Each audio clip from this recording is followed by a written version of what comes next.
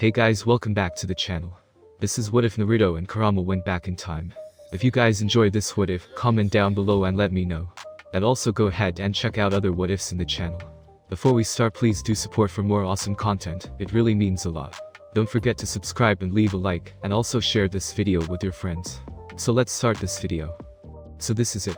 I guess this is where we say goodbye, Kurama commented, flicking his tails idly. As Naruto sniffled and began to tear up, the great fox sighed gustily. Stop that. It was a long road, but I don't regret any of it now. Not being sealed in you, not becoming your partner, not even parting like this. Kurama, Naruto said, now crying shamelessly. Me too. I would do it all over again. Well, I suppose I have one regret, Kurama mused. Naruto, I should have said this before. It was my fault you grew up alone. I'm sorry. If there is anything I would change, it's that. In short order, Kurama would have another regret. The mental space around them had flared white, and that was the last either of them remembered. Of that timeline. Kurama would come to dearly regret those words, even if he would never, ever admit that ending up 16 years in the past was probably somehow at least partially his fault. Given that the last thing he remembered was saying his goodbyes to Naruto, about to become one with the other Biju, Kurama was understandably confused to find himself under a clear night sky, totally free and, yes, with both halves. Also, in the middle of Konoha, which appeared to be newly wrecked, most likely by him. Ah, it's that night, Kurama commented, nodding to himself sagely. Admittedly, it was his first time suddenly ending up 16 years in the past. Even for a Biju, that was just weird. But on the other hand, everything involving Naruto had been just weird, so why not this too? The mob of Konoha shinobi around Kurama completely missed his relation and his sudden change in alignment, attacking him with another wave of explosive notes. Kurama was not particularly bothered. He'd taken Naruto's beloved Rasen Shuriken to the face. This was nothing, but it was still annoying, and his great eyes narrowed dangerously. Cut that out, you worms! Kurama roared. The force of his voice alone was enough to knock most the shinobi off their feet, but it was the shock of hearing the Biju speak that made them freeze for several long moments. Sarutobi, and the staff form in his hands, paused before he could use it to push the Kyogre out of the village. He flinched when the Biju singled him out, leveling its crimson stare on him. You, minky old man, Kurama said sharply, in a tone that was a tad impatient, but rather calm for a Biju. It still sounded like thunder to the humans around him. Go find your other idiot leader. Before he does something stupid, Kurama added mentally. If he drops that fat toad on me again, I'm biting off an arm, no matter what Naruto thinks. Minato Sarutobi blurted out. All of his years as a ninja had not prepared him for this. What do you want with him, you monster? Reformed or not, Kurama couldn't let that pass. Watch how you address me, old man. I could rip your wrinkled hide to shreds, he snapped. It was a pretty empty threat, given that Kurama had automatically taken to addressing him by Naruto's affectionate Jiji. He didn't even want to think about how annoying Naruto would be if Kurama really did harm the old monkey. Now go find your other idiot leader. There's no need for that, Minato said calmly, flashing into sight next to Sarutobi. I'm here. Did you get him? Kurama asked. Even though he already knew Minato hadn't, Kurama reserved some hope for a positive answer. After all, Naruto definitely wouldn't. There would just be lots of heartfelt speeches and emotional revelation, and at the end they'd become friends. Which was nice and all, but wasn't quite as satisfying as a good old-fashioned revenge killing. No, he escaped, Minato said, frowning. Pathetic, Kurama judged. He quickly went on before Minato could start asking questions. But since you freed me from that man's control, I feel a certain degree of gratitude. A blatant lie, Kurama had felt nothing of the sort and wasn't feeling it much now, but it was a convenient explanation. Ah, Minato said and stopped, apparently unsure of how to go on. It had been a long night already, and it showed no signs of ending. What man? Sarutobi asked Minato, recovering admirably, and throwing himself into damage control mode. If there was anything his years as the Sanin's teacher had taught him, it was how to accept ridiculous, insane situations and start dealing with the fallout. There was a masked man. He summoned the Kyogre to Konoha, after taking control of it. I broke his control and, Minato explained, in a rather disjointed way, that gave away his own confusion. He gestured abstractly, to indicate their entire current situation. If he escaped, then he could return at any time, Sarutobi said, ignoring all the not immediately threatening parts. What can we do? There's only one solution I know of, Minato said. To seal the Biju. In other words, create a new Jinchuriki. Excellent, we're right on schedule, Kurama thought, nodding to himself. Get on that, he ordered, making the two Hokage jump. They had apparently forgotten about him, somehow. I'll wait over there. And if you try to summon the Shinigami, I'll gut you before you get to the third hand seal. Minato choked. How do you know about that? He wondered, then quickly shook his head. I don't know any other seal that can contain, you. Then you'd better ask someone who knows a lot about seals, and Bijuu, and Jinchuriki, Kurama said. And because this was, after all, Naruto's progenitor, he added rather dryly, for example, the successor to that tree man's wife. Kurama was about to add something else. You know, the Redeed, the one who knows all about Jinchuriki, from personal experience, since Naruto probably wouldn't have gotten it, until it was spelled out in full detail, when Minato suddenly paled. Yes, he said, sounding slightly strangled. I know just who to ask. I'll go do that. Wait here. Then he flashed away. Just to be contrary, Kurama leaped out of the village in a single long bound, leaving the assembled shinobi staring after him in shock. The reason for Minato's hasty departure was simple. Kushina was going to kill him. He had no doubt that she was already awake and already annoyed. And Minato, well, he had never won a single argument with her. As far as he was concerned, Kushina had never lost a battle. Kushina was like a force of nature. Buwako said a man couldn't handle the pain of giving birth. He definitely believed her. Anything that put so much strain on Kushina was to be feared. Kushina had been put through that, and through having the Kyuubi extracted, then left alone to worry with no information about what was happening. She was going to bite the head off whatever poor fool she laid eyes on first. And unfortunately, that was going to be Minato, who was now going to ask her about how to seal a Bijuu in their son. Thus, Minato was completely prepared to stare death in the face. The Shinigami, he was certain, would have nothing on her, when he teleported into the safe house where he had left Kushina and Naruto. He braced himself, only to have a second, and then another, pass by without doom descending on his head. Had she left? That distressing but all too plausible possibility made Minato's eyes, screwed shut in fear, snap open. But no, Kushina was sitting on the bed where he had left her, cradling their son tenderly. There was murder in her eyes, but a beatific smile on her lips. It was incredibly disturbing, since Kushina had never bothered hiding her rage or bloodlust before. Look, Naru-chan, Kushina cooed sweetly, it's daddy. Naru-chan has been worried about you, Minato. The way she said the 3 syllables of his name was like the staccato of kunai biting into wood, ever closer. Minato didn't question how she knew what a newborn was thinking and feeling, or how a newborn would know to worry. If Kushina said so, it must have been true. When Kushina carefully tilted their son toward Minato, the infant made a soft sound and reached out for him. At least I'll get to hold my son before I die, Minato thought optimistically, accepting Naruto's tiny, blanket-swathed form. So, Kushina said.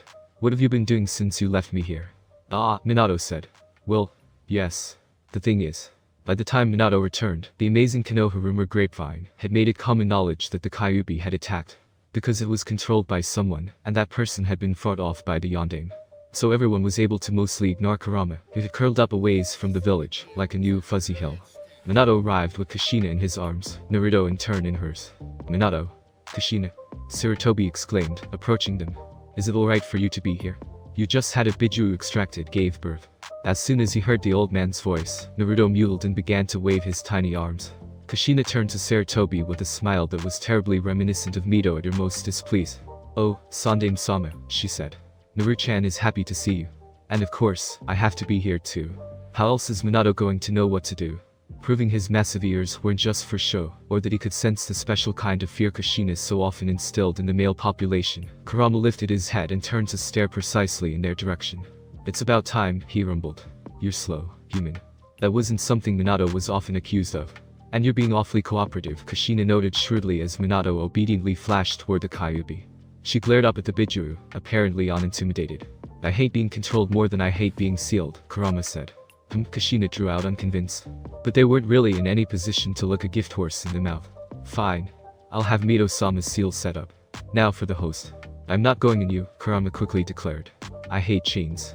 And stakes. Kushina refused to feel any guilt. And I'm not going in that idiot either, Kurama added, gesturing with his snout to Minato.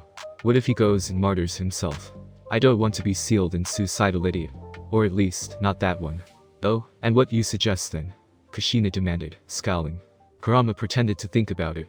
He knew exactly what he wanted to suggest, but if he said it, they would probably refuse on principle, assuming he was aiming to possess the child or something. Minato opened his mouth to speak his opinion, only to be cowed into silence by Kushina's glare. She already knew what he was going to say, and she had made her views clear before. Maybe Naruto chose that moment to gurgle happily and reach his stubbly arms toward Kurama. What? No, Naru-chan. You don't want that. Kushina tried to convince him. It's mean and probably has fleas. Mommy will buy you a nice kitty or puppy, okay? Naruto stubbornly made grasping motions toward the Kyuubi. I suppose the child will do, Kurama said with completely fake reluctance. He has your cursed blood after all. Kushina shot him a glare that said exactly how much she valued his opinion. -33. Naruto cooed, and her expression crumbled. Oh, I guess, Kushina cave. If that's what you want, Naruto-chan. I see. So Naruto can beat even Kushina, Minato thought, nodding to himself in satisfaction. I knew he was amazing. He really can do anything. And that's how Naruto became the Kyuubi Jinchuriki once more. What the hell did you do? Naruto, teenage version, roared inside his mindscape. I should be asking you. Kurama roared back. This sort of thing only happens when you're around. What sort of thing? Ending up in the past. Naruto refused to back down. Fortunately, not being a physical existence, he didn't need to worry about lung capacity or sore throats. Cause the last thing I remember is you talking about how you regretted acting like that the night I was born, and the next thing I know we're on the night I was born. Now, of all times, you figure out how to think logically, Kurama protested. Naruto scowled at him, deeply unimpressed. The last thing I remember is going to join the other Biju to become one again, Kurama admitted grudgingly. And maybe, I was thinking about how I wished I could change the whole killing your parents thing. They stared at each in silence. It's not so bad, Kurama grumbled, turning away and curling up a little. He could already feel a headache coming on. Not so bad. I'm a baby. I can't even talk. I can't even eat ramen. Naruto wailed. Some things never changed. But some already had. The first year of his second life was the most aggravating thing Naruto had ever experienced. Being an infant, there were a great many things he was simply physically incapable of doing. For example, eating solid foods, walking, talking, bathroom breaks, sitting up, seeing clearly. Most of those, Naruto remastered within the first year, but until then, it was hell. Boring, humiliating hell. The only bright spot was his mother and her amazing ability to know what Naruto was feeling and thinking. Well, not the teenage time traveler part, but everything else. When he was hungry, when he was bored, when he wanted to go outside, when he wanted to throw paint balloons at, when he wanted to be held. Okay, so maybe there was another good part, being held so often and so tenderly. Jiraiya had tried to say something about Naruto never learning to walk, with the way Kushina was always carrying him around, but Naruto retaliated by barfing into his hair. After that, Jiraiya just complained about what a mama's boy he was. Kushina always looked inordinately pleased at that. But overall, especially the first 6 months, Naruto couldn't do anything but lie there and sleep. He slept a lot. Or rather, he went into his mindscape a lot. Kurama quickly got tired of him, and cravenly dumped Naruto on the other Biju, through their special Biju instantaneous, regardless of distance communication method. It turned out the other Biju remembered everything too. They bitterly complained and blamed Naruto and Kurama, jointly. Remembering didn't do most of them much good. Their Jinchuriki never listened to them, and they had no way of acting outside their seals. Even Gyuki, who was already on good terms with B, hesitated to tell his host about their little time travel adventure. Even B would have trouble believing it, no matter how eccentric he was. So Naruto spent his first few months harassing Shikaku into being nicer to Gar. Shut up. The chibi finally lost his temper. He had held out for a surprisingly long while. I already decided to do that anyway. Given the way he snapped his jaws shut and glowered afterwards, Shikaku hadn't intended to admit that. Oh? So you like Gar, huh? Naruto said, beaming. Whatever, he's not the worst host, Shikaku muttered. He said he was grateful to me. And he tried to protect me. Yeah, Gar is really cool, Naruto. The reason for Gar's gratitude, agreed seriously. I mean, when I saw him in the war, he was so heroic. They nodded together, both remembering the man Gar had the potential to become. Idiots, Kurama muttered. What did you say? Shikaku roared. What the hell do you know? My host is 100 times better than your brat. Oi, Naruto muttered, but only half-heartedly. Gar really was very cool. He's not mine. Don't make me into some kind of set with him, Kurama protested. Shikaku ignored them both, now on a roll. Gar made Cage long before yours did. And he'll do it again. You watch. Naruto couldn't let that pass. Fine.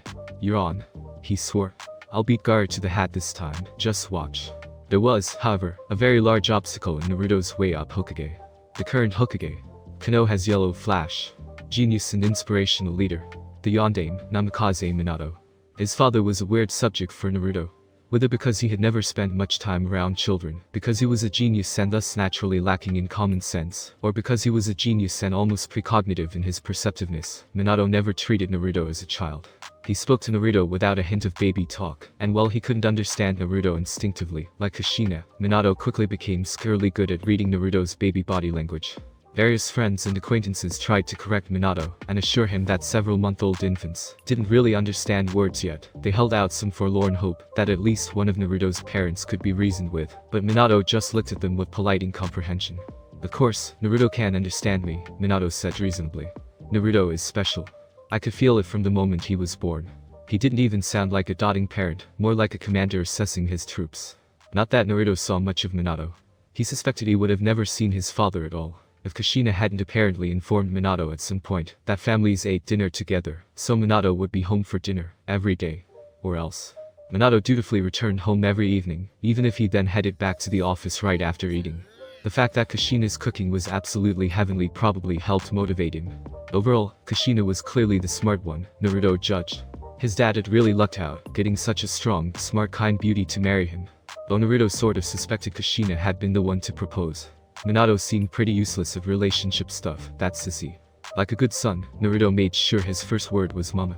It was the least he could do for his wonderful, amazing mother. His second was ramen. But still, being a baby was really boring. About as boring as being sealed away, it seemed. The first time Naruto faced the Bijuu in their shared mind space, he had been rather intimidated, to be honest. It had seemed like something awe-inspiring, sacred. Of course, being Naruto, he had squared his shoulders and stared them down, but he got used to it very quickly, and sitting next to Kurama at one of their Bijuu powwows, Kurama had made strangled noises when Naruto first called it that, became one of the more entertaining parts of his infant lifestyle. Well, he's the reincarnation of the old man's kid, the younger one, right? Matatabi said reasonably. He's practically his sibling. Kurama made more unhappy noises, but Isobu, Kakyo, and Chaomei agreed. Shikaku agreed too, just to spite Kurama.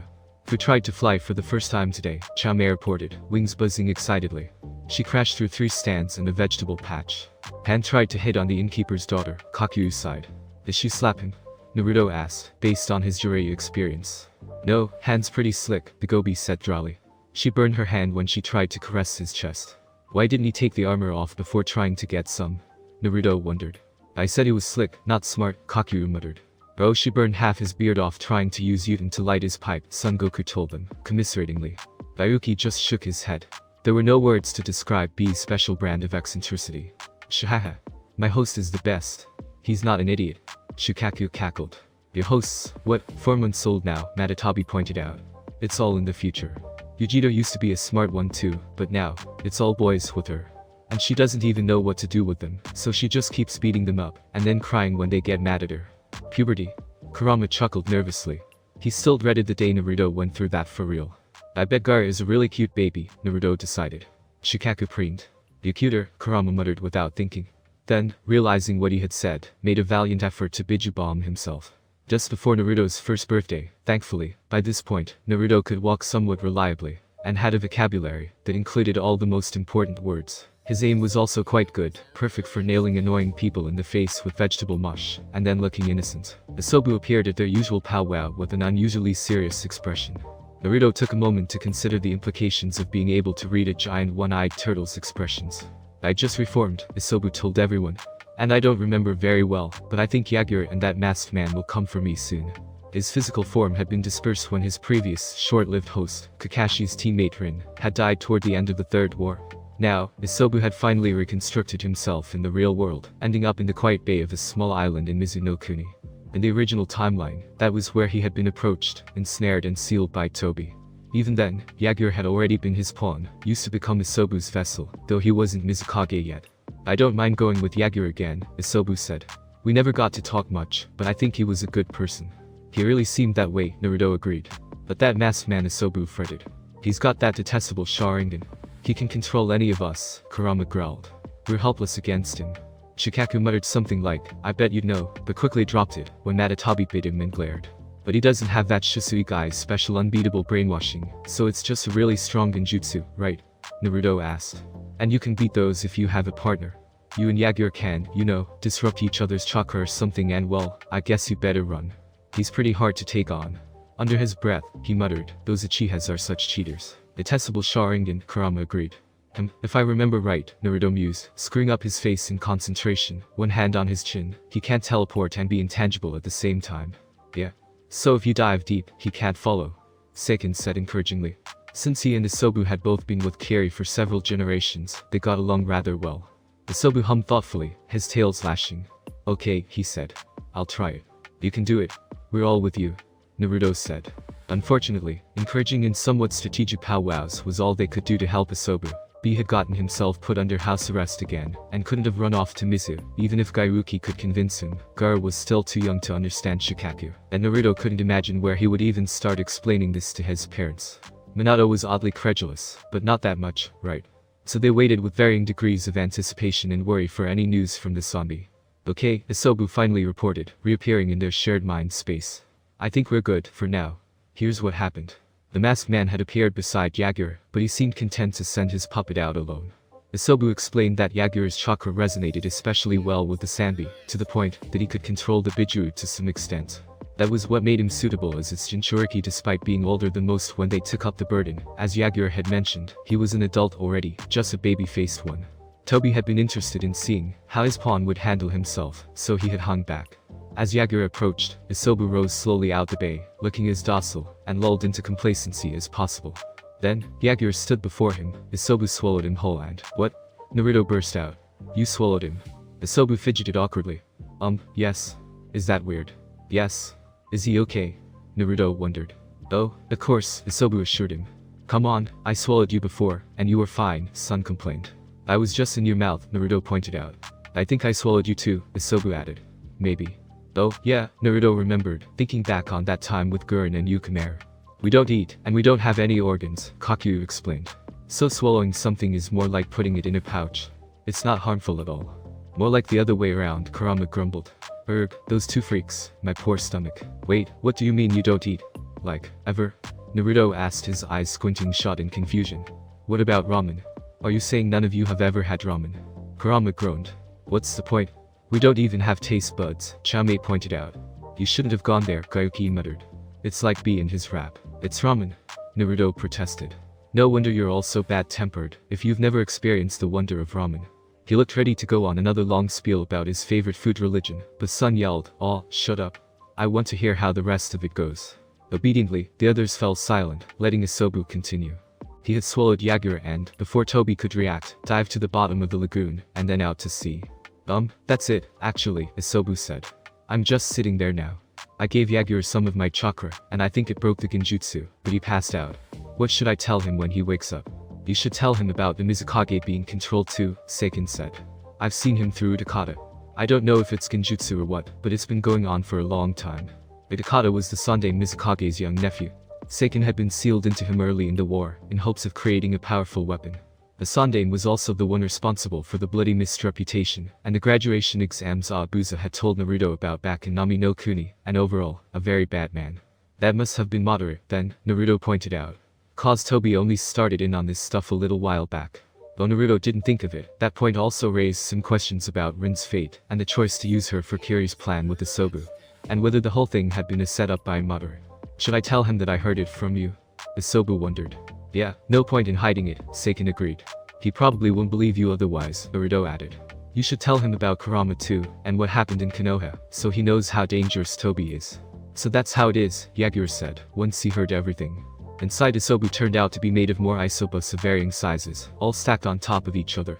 The one to give the explanation was yet another Isobu, this one only the size of a regular turtle. Tiny Isobu bobbed his head. "Yeah, so be careful, okay?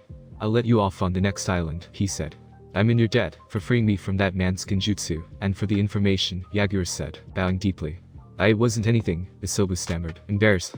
Having a one-eyed turtle monster, even if it was currently conveniently travel size, act like a shy schoolgirl was surreal. Yagura smiled. "It was very kind of you," he disagreed, "and it showed me something very important. Both of us are vulnerable to that masked man. Neither of us can stand against him alone.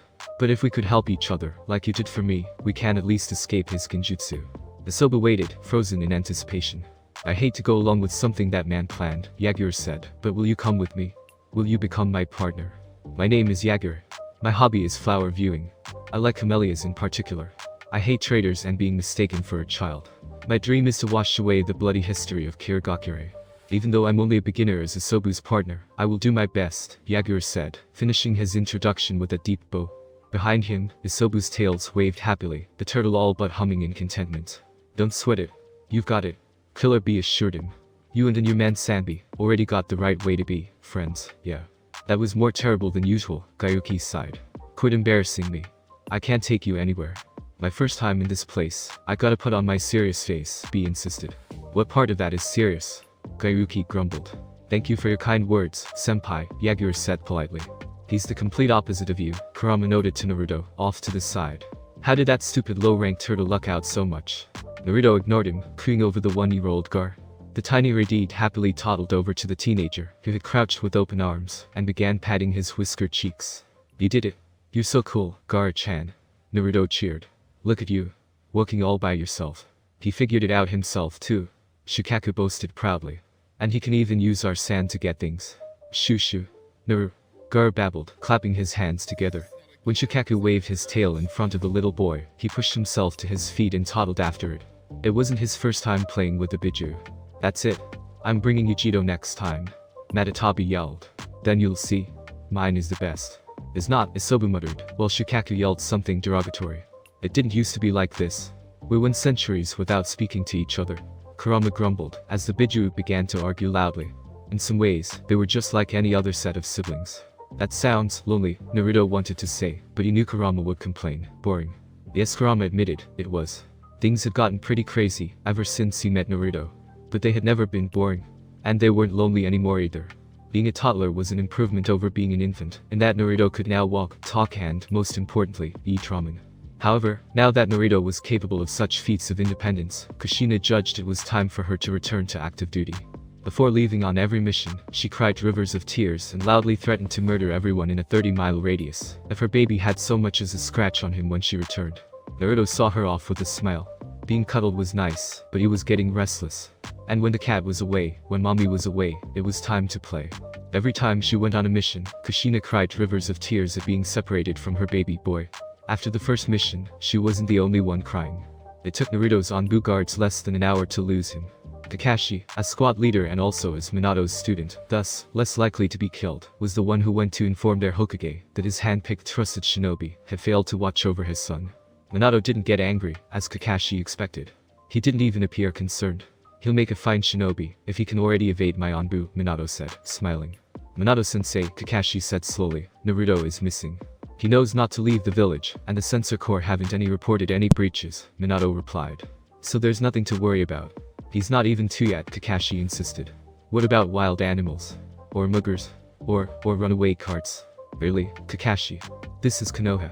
It's safe, Minato said, smiling. I'm sure Naruto will turn up in time for dinner. Kakashi wasn't sure what to say to that, except, you telling Kushina-san about this, not me. Alright. I don't see why you're so worried. She wouldn't get mad. It was Naruto's idea, Minato said mildly, already having turned back to his paperwork. Sensei, you're not going to die on the battlefield. You're going to die because you do something stupid, and your wife finally kills you, Kakashi thought. Naruto was back when Minato arrived home for dinner. They had instant ramen, since neither of them could cook. Well, Naruto knew how, but he couldn't even reach the countertops. Did you have fun today? Minato asked, between bites. Naruto snickered, rather alarmingly. Minato just smiled blandly. By the way, he said, did you take off the Hiraishin formulas I put on you again? Kakashi was getting so worked up, I thought I'd help him, but I couldn't find you at all. Naruto turned wide, innocent eyes toward his father. Minato didn't believe him for a moment, but he still didn't look concerned either. Keep one on you, he instructed. You never know when we might have a breach. Naruto held out one hand, and made a grabbing motion. Gimkunai, he ordered.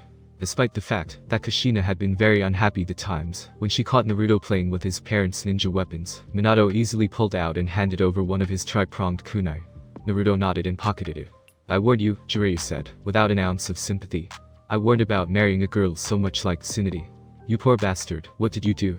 Peek on her in the bath. That was what Jiraiya had done, just before Tsunade almost killed him. It was a very memorable experience, and the outcome was rather like Minato's current situation. We're married. I don't need to peek, Minato pointed out reasonably, his voice strained with pain. Jiraiya shook his head.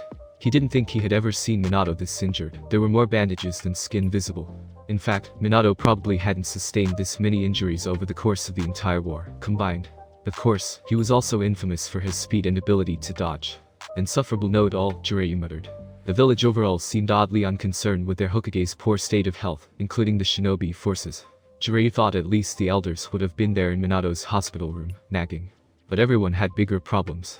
Naruto had somehow managed to replace the sugar next to every coffee machine in the village with salt. All the milk had also mysteriously gone bad. And every left sandal had been switched with one a size smaller. Worst of all, Naruto had timed it just before Kushina's return, so no one dared to retaliate for fear of her reaction. Naruto was about the only one sympathetic to Minato's injuries. He hadn't actually meant to land the man in the hospital. It's okay. But I still don't understand why she was so angry, Minato said when Naruto came to visit him, bearing reconciliatory instant ramen. Naruto could only shrug. He loved his mom, but she was really weird. It took Naruto several months to convince Kushina to take another mission. Worried about her baby boy, Kushina blitzed through it. At this point, a certain rumor about Konoha's Akagami, the crimson-haired vengeful god, apparently, for the double pun, started up, and came back a week early. She arrived to find Naruto's Anbuta tail struggling to tie him up in a cocoon of ninja wire, and haul him away from his noose masterpiece, long garlands of catnip, hanging across one of Konoha's most popular shopping streets, which had been taken over by a veritable sea of cats.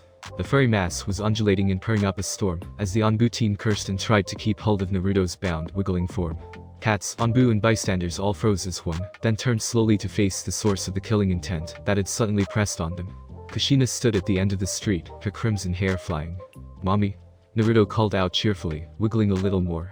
"What?" she said in the echoing voice of a wrathfully god, "are you doing to my son?" The Anbu's screams of utter terror were almost drowned out by the cat's yowling. Almost. Jiraiya giggled, peering through a hole in the fence of the woman's side of the bath. "Yes, that's it. That's the stuff, baby," he crowed under his breath.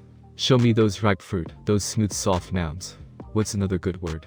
"Bouncy," Naruto said, one cheek squished against the top of Jiraiya's head, his tiny hands gripping the Toad Sage's surprisingly soft white hair, as he sat on the man's shoulders. Jiraiya nodded absently. "Bouncy, great word. Very descriptive, lots of action," he muttered to himself. Naruto made a noise of disgust. "I don't like big boobies." "What?" Jiraiya demanded, aghast, sitting up straight. "How can you say that? What red-blooded male doesn't appreciate the wonder and glory that is a woman's big, bouncy breasts? The sensation of squeezing that luscious flesh, overflowing between your fingers. Flat and slender is better," Naruto declared. "Like mommy. And Sakura-chan." Jiraiya opened his mouth to say something derogatory, only to freeze. "Mommy," he repeated, breaking out in cold sweat. Slowly, he tilted his head back, his eyes almost crossing as he tried to catch a glimpse of the toddler sitting on his shoulders. The toddler he had been having a perverted argument with. "Uri-chan," Jiraiya said, swallowing heavily, "I'll do anything, just forget the last 10 minutes and never, ever mention this to your mother." Naruto pretended to think about it, just to make the super pervert sweat, but finally he grinned and declared, "Teach me jutsu, Iro-sanin." It worked out rather well. He even got ramen for lunch out of it too. Kushina, in the middle of an assignment, paused and looked up. Her eyes narrowed, and her long red hair began to move uneasily. "My mother's senses are tingling," she muttered. "Someone is doing something stupid to my baby. I better finish fast." The bandits hiding in the bushes down the road barely had time to scream. "Minato, there's something weird with that kid," Jiraiya insisted, unusually serious. "I know. Naruto is definitely special," Minato agreed, not even glancing away from his paperwork. "That's not it. Are you listening?" Jiraiya snapped. His sharp tone finally made his old student look up in concern. "That's not being special or a genius, or anything like that. I was on a team with Orochimaru. I taught you. I know what that looks like." That kid knew what I was showing him. He already knew how to mold chakra. More than that, he already knew the Academy 3 and, get this, Kage Bunshin. "Minato, he's only 2. Maybe one of the Anbu or Kushina," Minato began, but Jiraiya shook his head. "I checked with all the teams you assigned to guard him. I even told them they wouldn't get in trouble for it. But none of them taught him anything. And I know Kushina wouldn't stand for it," Jiraiya insisted. "That kid knows way too many things he shouldn't." "What are you saying, sensei?" Minato asked, his expression growing serious. "What are you suggesting? That he's an imposter? That he's being controlled by someone? That the Kyuubi is influencing him?" "I don't know," Jiraiya said unhappily. "But there's something strange going on." He expected any number of reactions from his student, mostly involving denial, anger, or fear for Naruto, but Minato only looked thoughtful for a moment. "Alright," he said quite calmly. "I'll check the seal. That should settle everything, right? If the seal and the Kyuubi are there, he can't be an imposter. I'll be able to see if there is any distortion in his chakra flow, and since I'll be applying my own chakra, it would break any mind control techniques. Will that settle your concerns, sensei?" "And the Kyuubi?" Jiraiya asked. What Minato was saying sounded reasonable, but some instinct told Jiraiya none of the things he suggested were at work anyway. It was something deeper and more complicated than that. "Sensei, I was just joking about that," Minato said, looking at him with surprise. "That wouldn't make any sense. Why would a Biju know Kawarimi? What would they even switch with? A mountain?" "Naruto, I need to check your seal," Minato declared, over their usual instant ramen dinner. He had wisely waited until Kushina was on another mission. Naruto looked up, a long trail of noodles hanging from his mouth. He noisily slipped them up, then said, "Akai, how come?" "I want to ask Takayubi something, and I figured I might as well check everything too." "We weren't working under the best conditions that night," Minato said. Shrugging in acquiescence, Naruto went back his ramen. "You're more on," Kurama told him, in the space between seconds. While Naruto made unhappy noises, the Grey Fox sighed in frustration. "You do realize that no one in this life told you about the seal, or me. Ever." "Ah," Naruto croaked. "Oops." Then, he shrugged. Kurama waited impatiently, but Naruto seemed disinclined to explain. "So?" he finally demanded. "What are we going to do?" "If he asks, we'll have to tell him," Naruto said reasonably. "I'm not a good liar anyway." "And what if he doesn't ask?" Kurama said dryly. Naruto shrugged again. It was unsurprising. That was the same lackadaisical approach they had taken regarding the other Jinchuriki. They still hadn't told them, being Yagura in particular, that Naruto wasn't physically the teenager he appeared as in the shared space. Dealing with that had been left up to the individual Biju, who were not exactly the most proactive of beings to begin with. Being ageless and essentially immortal had that effect. Kurama suspected, though he didn't voice it, that Naruto also didn't want to deal with the fallout of that revelation. Minato and Kushina might have been weird parents who didn't really treat their son according to his age, Kushina's special brand of overprotectiveness notwithstanding, but Naruto didn't want them to treat him differently, to start looking at him like he was a stranger. Whether that was what they would do, that was Naruto's fear. Well, if that was his wish from the start, Kurama had just wanted Naruto to have the family he had been denied. He didn't particularly care if that meant lying to the Yondaime Hokage or whatever. Fortunately, Naruto and Kurama had decided to leave tampering with the seal for later. Partly because they had foreseen the possibility of a checkup, partly because they didn't actually have the key, and didn't want to improvise when there was no pressing need. And partly because there really was no particular need. Sure, the chakra Kurama could give Naruto was somewhat limited with the seal in place, but they hardly expected to do any heavy fighting in the near future. It would have been too hard on Naruto's child body anyway. So there was no harm in waiting. The seal annoyed Kurama, but it wasn't painful or even truly uncomfortable. Thus, Minato found nothing out of the ordinary when he examined the seal. Inserting a bit of his chakra into his workings, he appeared in the shared mental space, before the great gates. "What do you want?" the Kyuubi asked with a great deal of disinterest, none of it particularly faked. Minato didn't answer right away, glancing around instead. He might have been studying his new surroundings, or he might have been looking for Naruto's mental self, currently hiding. Even when Minato finally faced the Kyuubi, his expression remained calm and even. It was a look Kurama deeply distrusted. How many had the yellow flash killed while wearing that same shining leader face? The only thing Kurama knew was that the man didn't hate Naruto or even the Kyuubi itself. But then neither did the little root spies Danzu set to watch Naruto, as they discovered when Naruto almost tripped over them a couple times. That didn't make them any less vicious or dangerous. "Naruto is your Jinchuriki," Minato said, instead of answering. "You agreed to this. He is your shield against that masked man." That was not what Kurama had expected. "Yes," he agreed. "For that purpose, it will suit you best if Naruto becomes strong. And that he does not fall under anyone's influence. Otherwise, your power would simply become someone else's tool," Minato continued. "I see. So that's your approach," Kurama said, finally understanding what Minato was aiming for. "Protect my son is it? If he falls under genjutsu, I can dispel it. If someone enters his mind, I can drive them out. If he's in danger, I can give him chakra, and the reason I should do so is for my own self-interest." Regarding Minato for a moment longer, Kurama thought further, underneath the underneath, as they were so fond of saying. "But that's not all, is it?" Kurama mused. "It's not just that. I could tell Naruto things to turn him against the village, against you, but where would be the benefit of that? Humans are weak alone. The more allies he has, the more people to stand between us and that man. Stirring up his anger and hatred would only harm me in the long run." "Well, that's what you're betting on." "You thought through it quite well," Minato said, smiling faintly. "As expected of the greatest Biju." Kurama snorted. "You're putting a lot of stock in my wisdom. Did you ever consider that I might not be that far-sighted? That's why I'm here. To confirm if you are the same as 2 years ago," Minato said. "I don't know why you changed between being extracted from Kushina and being freed from the masked man's control, but you of after can see that clearly. That's all I needed to ascertain. Or else you would take measures from your end, is that it? Tighten the seal. Invoke that woman's help in suppressing me," Kurama said, with a taint of bitterness. Minato gave no reaction, but the Kyuubi knew he was right. After all, a weapon you can't control is worse than useless. Humans were always like that, seeing the Biju as just weapons. Naruto, for all that he had once hated the Kyuubi and once drawn on its power blindly, had never considered Kurama a weapon or a tool. Then again, I suppose humans see each other as just tools too. Naruto has never looked at anyone that way, Kurama thought. The weapon you can't control might destroy what you're trying to protect. Then, is something that is better off sealed away forever, Minato said. Yes, only hatred can come from my power. I should just stay forever deep in the seal. I heard that from Mito, that damn Kurama thought in annoyance, only to trail off at Minato's next words. But I believe Naruto can handle even a dangerous weapon, and find the right way to use it, the Yondaime concluded. That's why I entrusted your power to him, and why I'm entrusting him to you. That power will help him change the world. Something about statement sounded strange, and Kurama continued to brood about it even after Minato disappeared, apparently satisfied. It was quite a while later that Kurama suddenly burst out laughing. He could feel Naruto give him weirded out mental looks, but Kurama didn't care. The kid's going to change the world, so you might as well give him the best tool to do so. Kurama mused to himself, still snickering. Or is it giving him the strongest weapon to protect himself with? Haha, what a messed up way of thinking. Given Minato's absolute faith in Naruto's ability to handle that power, well, and the 36 contingencies he had probably placed in the seal somewhere, just in case, it made a certain messed up kind of sense. For a shinobi. You bought your kid the best kunai and taught them all your best jutsus, didn't you?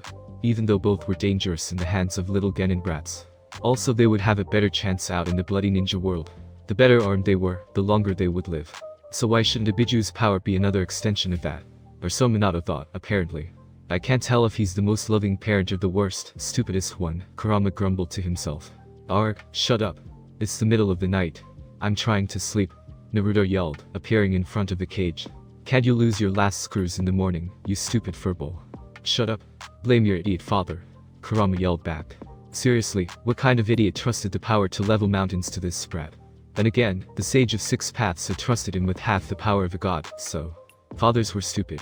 Being a genuine idiot, Naruto hadn't even noticed that he had lost Kurama's ability to sense negative emotions since being reborn in the past. Kurama had purposefully cut that aspect of their connection and held back that ability. By the time Naruto had originally become able to control the Kyuubi's chakra, he had been accepted as a hero, and was out on the battlefield besides. But back in the village of Naruto's childhood, Kurama had feared that even Naruto would be crushed under the villagers' deep pervasive fear and hatred. It had been like a choking miasma when Naruto had originally been growing up, though Kurama, drunk on his own hatred, hadn't been affected. Naruto had only made it to Genin through copious amounts of denial, and actually feeling the villagers' negativity, undeniable and ever-present well, it wouldn't be a good thing for his mental state. But to Kurama's surprise, it wasn't the same. Some still hated them, of course. There had been many victims in Kurama's initial rampage, and even knowing that the Bijuu had been used, didn't erase the bitterness for those who had lost loved ones. However, their numbers were so much lower, no longer the majority, but just a small part of the population. The fear was still there too, but Naruto was so tiny, so loud and so infuriating, that almost as soon as he appeared on the scene, every other feeling was drowned out by sheer annoyance. Naruto was very good at annoying people. Kurama had always thought Naruto was an idiot to insist on instilling those feelings in people whose respect he craved, but it finally made sense. That annoyance was made on Naruto's terms, by his actions, so it could also be overcome on his terms, by his actions, unlike blind hatred and fear. From village pariah to village idiot was a step up, unintuitive as that seemed. That didn't mean Kurama had any intention of letting Naruto have negative emotion, sensing anytime soon. Unlike Kurama, Naruto wouldn't be able to logically reason through the villagers' emotions, or look at those emotions with a bland attachment. Though, everyone just became terrified for their lives, Kurama noted. He had been monitoring the mob chasing after Naruto, who had painted spoilers for Ichigo Paradise across the Hokage monument the day the book came out. However, the near murderous fury and frustration suddenly turned to horror and crippling fear, with a dash of something almost like religious fervor. That could only mean one thing. I guess Kushina's returned. And she was standing right behind them, asking what they thought they were doing to her son. Yes, there was no real need for Naruto to sense negative emotions, the empathetic little brat. Naruto, Kurama thought, just wouldn't be sadistic enough to appreciate the crowd's absolute horror at the sight of red hair flailing wildly. Elsewhere, in the middle of a release date book signing, Jiraiya sensed that his days were numbered. When Naruto was 3, the peace treaty with Kuma was finalized, after years of negotiations, and to be signed. Although he heard a lot about it, from Minato and Kushina's vicious cursing, Naruto didn't think much of it. That is, until he heard about how the Hyuga heiress's birthday party would be on the same day as the signing. Then, it finally clicked, and Naruto threw what his parents vividly remembered as his first temper tantrum. Naruto had not been a biddable child, exactly, but he had never cried, and if he had ever wanted something or disagreed with his parents, he had simply gone behind their backs and gotten it by himself. So it was more out of overwhelming bewilderment than anything that Minato and Kushina agreed to have Naruto visit the Hyuga compound on Hinata's birthday, and then spend the night over. It was especially mysterious because up until that point, everyone had thought Naruto didn't even know who Hinata was. If they had met, no one could pin down when or how. Hinata had never even left the compound. "Your son isn't here. I was looking forward to meeting him, and your wife," the Kumo head ninja commented casually, the day of the signing. It was a good thing Kushina had agreed to be out of the village on the occasion, supposedly in case Kumo attempted another abduction, mostly because Minato didn't want to end up with a dead diplomat, because the foreign shinobi couldn't stop himself from making subtly threatening remarks. Minato smiled blandly. "I was looking forward to seeing A and his brother again," he replied. "And not some no-name grunt like you," was implied. The head ninja's expression twitched at the jab. Then both of them faced the crowd again, putting on their best public appearance world peace faces. "The things I endure for the sake of my precious people," Naruto bemoaned internally. In his mind, Kurama snorted. "Hey, I'll have you know this kimono is really, really uncomfortable. How do people move in these things?" At least the formal clothing was bright cherry orange, with patterns of lighter yellow and splashes of white. It stood out quite a bit among the Hyuga whites, blacks, and browns. The only other spot of color was Hinata's pale lavender. Speaking of tiny Hina-chan, she was adorable. Naruto was a guy, but he kind of wanted to kai and cuddle the cuteness that was the Hyuga heiress. Even Neji agreed that she was simply precious. And speaking of Neji, I definitely won't fail, Naruto thought to himself. Even if it meant putting up to all the boring, stuffy Hyuga elders, and wearing stiff, scratchy formal clothing.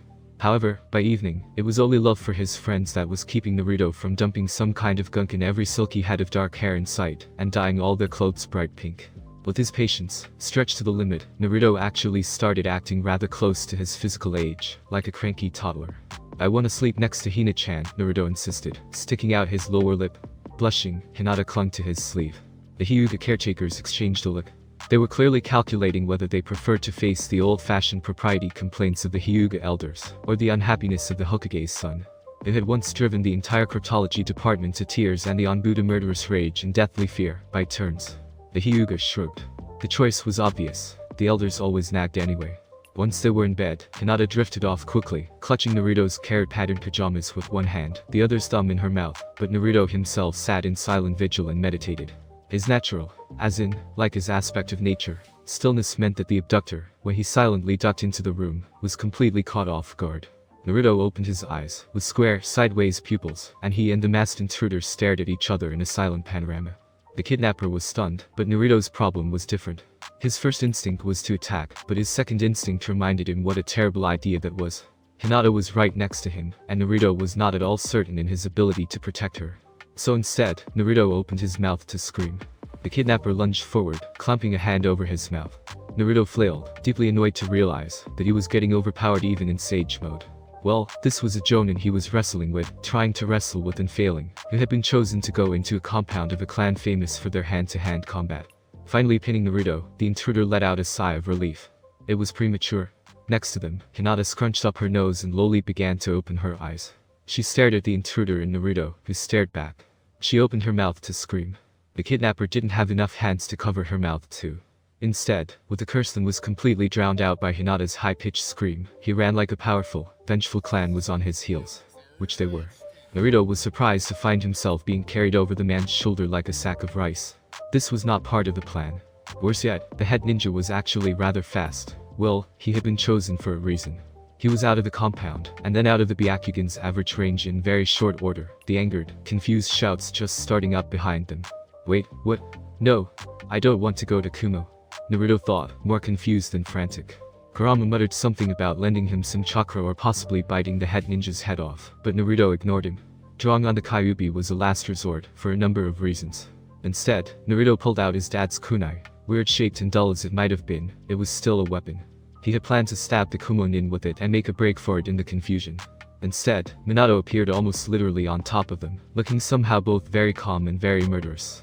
It was over in very short order after that. In a flash, you might say. "I won't tell your mom if you don't," Minato said, as he picked Naruto up out of the Kumo head ninja's slack grip. Naruto only nodded distractedly. Oh, he thought. So that's why mom fell for him. Despite being, as Kushina lovingly put it, an unreliable sissy boy, though only around her and sometimes Jiraiya, it should be noted, Minato acted with almost unnatural calm and logic in combat. He could easily analyze almost any situation in an instance, and act without hesitation to carry out the best objective course of action. So even in the middle of rescuing his 3-year-old son, Minato kept a cool enough head to only knock out the Kumo ambassador, instead of killing him like pretty much any other parent would have. Not to say that Minato wasn't just as furious as any other parent.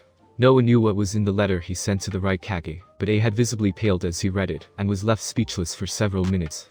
Afterwards, Kumo slunk away with its tail between its legs. Minato himself thought his response was very merciful. If it had been Kushina dealing with them, there would have been only 4 great hidden villages left. He was probably right in thinking that. In fact, the 2 biggest upshots of the entire fiasco with Kumo's newest attempted kidnapping were 1. Hyuga Hinata's incredible overprotective crush on Naruto, par for the course, one might think, except the part where Hinata was apparently utterly certain that Naruto needed to be protected and set out to become strong enough to do so, and 2. Naruto's realization that, while he couldn't do much fighting himself, he had parents to do it for him. One of whom could teleport to Naruto's location on command. This is a terrible idea. Stop thinking about it, Kurama growled. It's a great idea, Naruto protested. Think about it. I don't need to wait years and years before I'm strong enough to take on all these S-rank jerks, and I don't need to worry about how I'm gonna explain why I know they're evil. It's perfect. Getting kidnapped, Kurama insisted, can never be a good plan. Ever. And they're all creeps who like to prey on kids, so they'll make it easy for me, Naruto added, completely ignoring Kurama's wisdom. Ibiju sighed. There was no hope with him when he got like this. Like it or not, Naruto was going to get himself kidnapped. The biggest creepy kidnapper Naruto knew was Orochimaru. So that's where he decided to start. Naruto wasn't all that clear on how it originally went down, but he knew Orochimaru was still in the village, and while he didn't have any special bloodline, Naruto felt reasonably certain that he could bait Orochimaru with something, the Kyuubi's chakra. The Kinjutsu he wasn't supposed to know, the truth about the world that still sounded kind of ridiculous, or even just his excessive knowledge about Orochimaru's own plans and projects. That last one was actually as likely to earn him an assassination attempt as a kidnapping, but Naruto didn't worry about such small details. In fact, Orochimaru had originally defected 2 years after Naruto was born. He was running behind schedule. The reason was simple. As much as Orochimaru detested Namikaze Minato, he also acknowledged the Yandane's power and ruthlessness. Unlike with Sarutobi's indulgence, Orochimaru felt the need to come carefully in all aspects of his research. That included the research that had gotten him caught and chased out of the village. That same carefulness made it rather difficult for Naruto to enact his plan, which stalled at the first step, actually finding and interacting with Orochimaru. Seeing as how he was already planning to exploit his parents for all they were worth, Naruto decided to make use of his Hokage father, and started hanging around Minato's office. Even Orochimaru had to come in for missions at some point, he figured. Except that Orochimaru didn't come, for weeks. Eventually, Minato decided enough was enough. Are you looking for something, Naruto? He asked. Naruto looked at him consideringly. I'm looking for this snake guy, he said finally, mentally shrugging. I saw him once and he looked really cool, Naruto internally gagged, and he had a headband, so I thought he'd come in for missions sometime, but he hadn't. Minato listened to the entire run-on sentence with utter seriousness. I see, he said. A snake guy? That must be Orochimaru, Jiraiya-sensei's teammate. He's been out of the village, but tell you what, I'll introduce you to when he returns. Great. Naruto cheered. I hope Sensei doesn't find out about this, Minato thought as his son ran off, his unknown mission back on track. Minato sighed. His office would be a lot more dull without Naruto around. Not that his staff would see that as a bad thing. They were beyond tired of the coffee in the machines randomly changing to decaf, or cocoa, or gravy. It's nice to meet you, Naruto said politely. Not gagging on the words was a struggle. Quiet, Orochimaru said, subtly leaning away from the boy. I heard you know lots and lots of cool jutsus, Naruto said in his best innocent little kid voice. He latched onto Orochimaru's pant leg, peering up at him with big blue eyes. Can you teach me some? Please. I want more power. Because that was what Orochimaru liked to hear, right? At least it was what his subordinates were always going on about. Of course, coming from a supposed 3-year-old, it just sounded really strange. Orochimaru glanced at Minato, who was watching them with a mild, incredibly unhelpful expression. His Hun shinobi instincts were certain that someone was trying to lead him into a trap, but for the life of him, Orochimaru couldn't figure out what the trap was. Pleases, Naruto insisted, now firmly attached to Orochimaru's leg. There would be no escape. It seemed he would have to bring out the big guns, Naruto thought. He braced himself. I think snakes are really cool. Cooler than Naruto swallowed back bile, than toads. Ah, well, Orochimaru glanced nervously at Minato again, who was still smiling blandly. And yet somehow Orochimaru felt like a noose was closing in around his neck. Jiraiya, at the very least, would rage at the very notion of his godson preferring snakes to his precious toads. Was Jiraiya's student the same? No matter how mild-mannered and friendly Minato looked, Orochimaru clearly remembered seeing the aftermath of a 1,000-man Iwa invasion force going against the Yellow Flash. Only one shinobi walked away from that battle, and it wasn't an Iwa nin. Maybe later, Orochimaru demurred with a very awkward smile. Run along, little boy.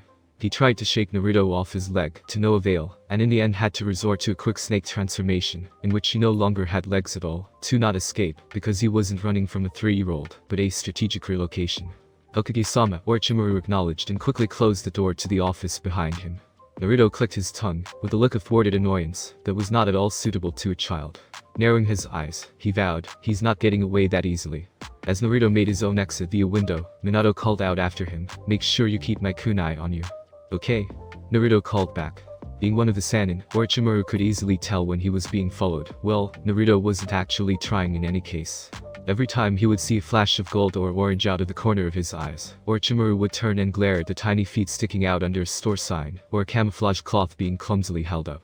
It was all so obvious even an academy student could see it. Theoretically, that made sense since the brat trailing him wasn't even in academy yet.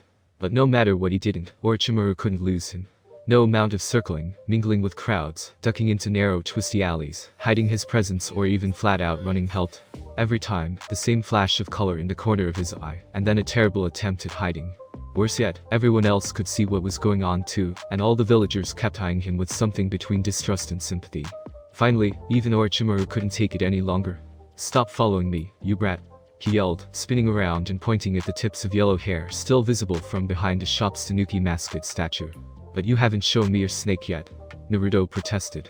You promise? No, I didn't, Orochimaru hissed. Naruto was undeterred.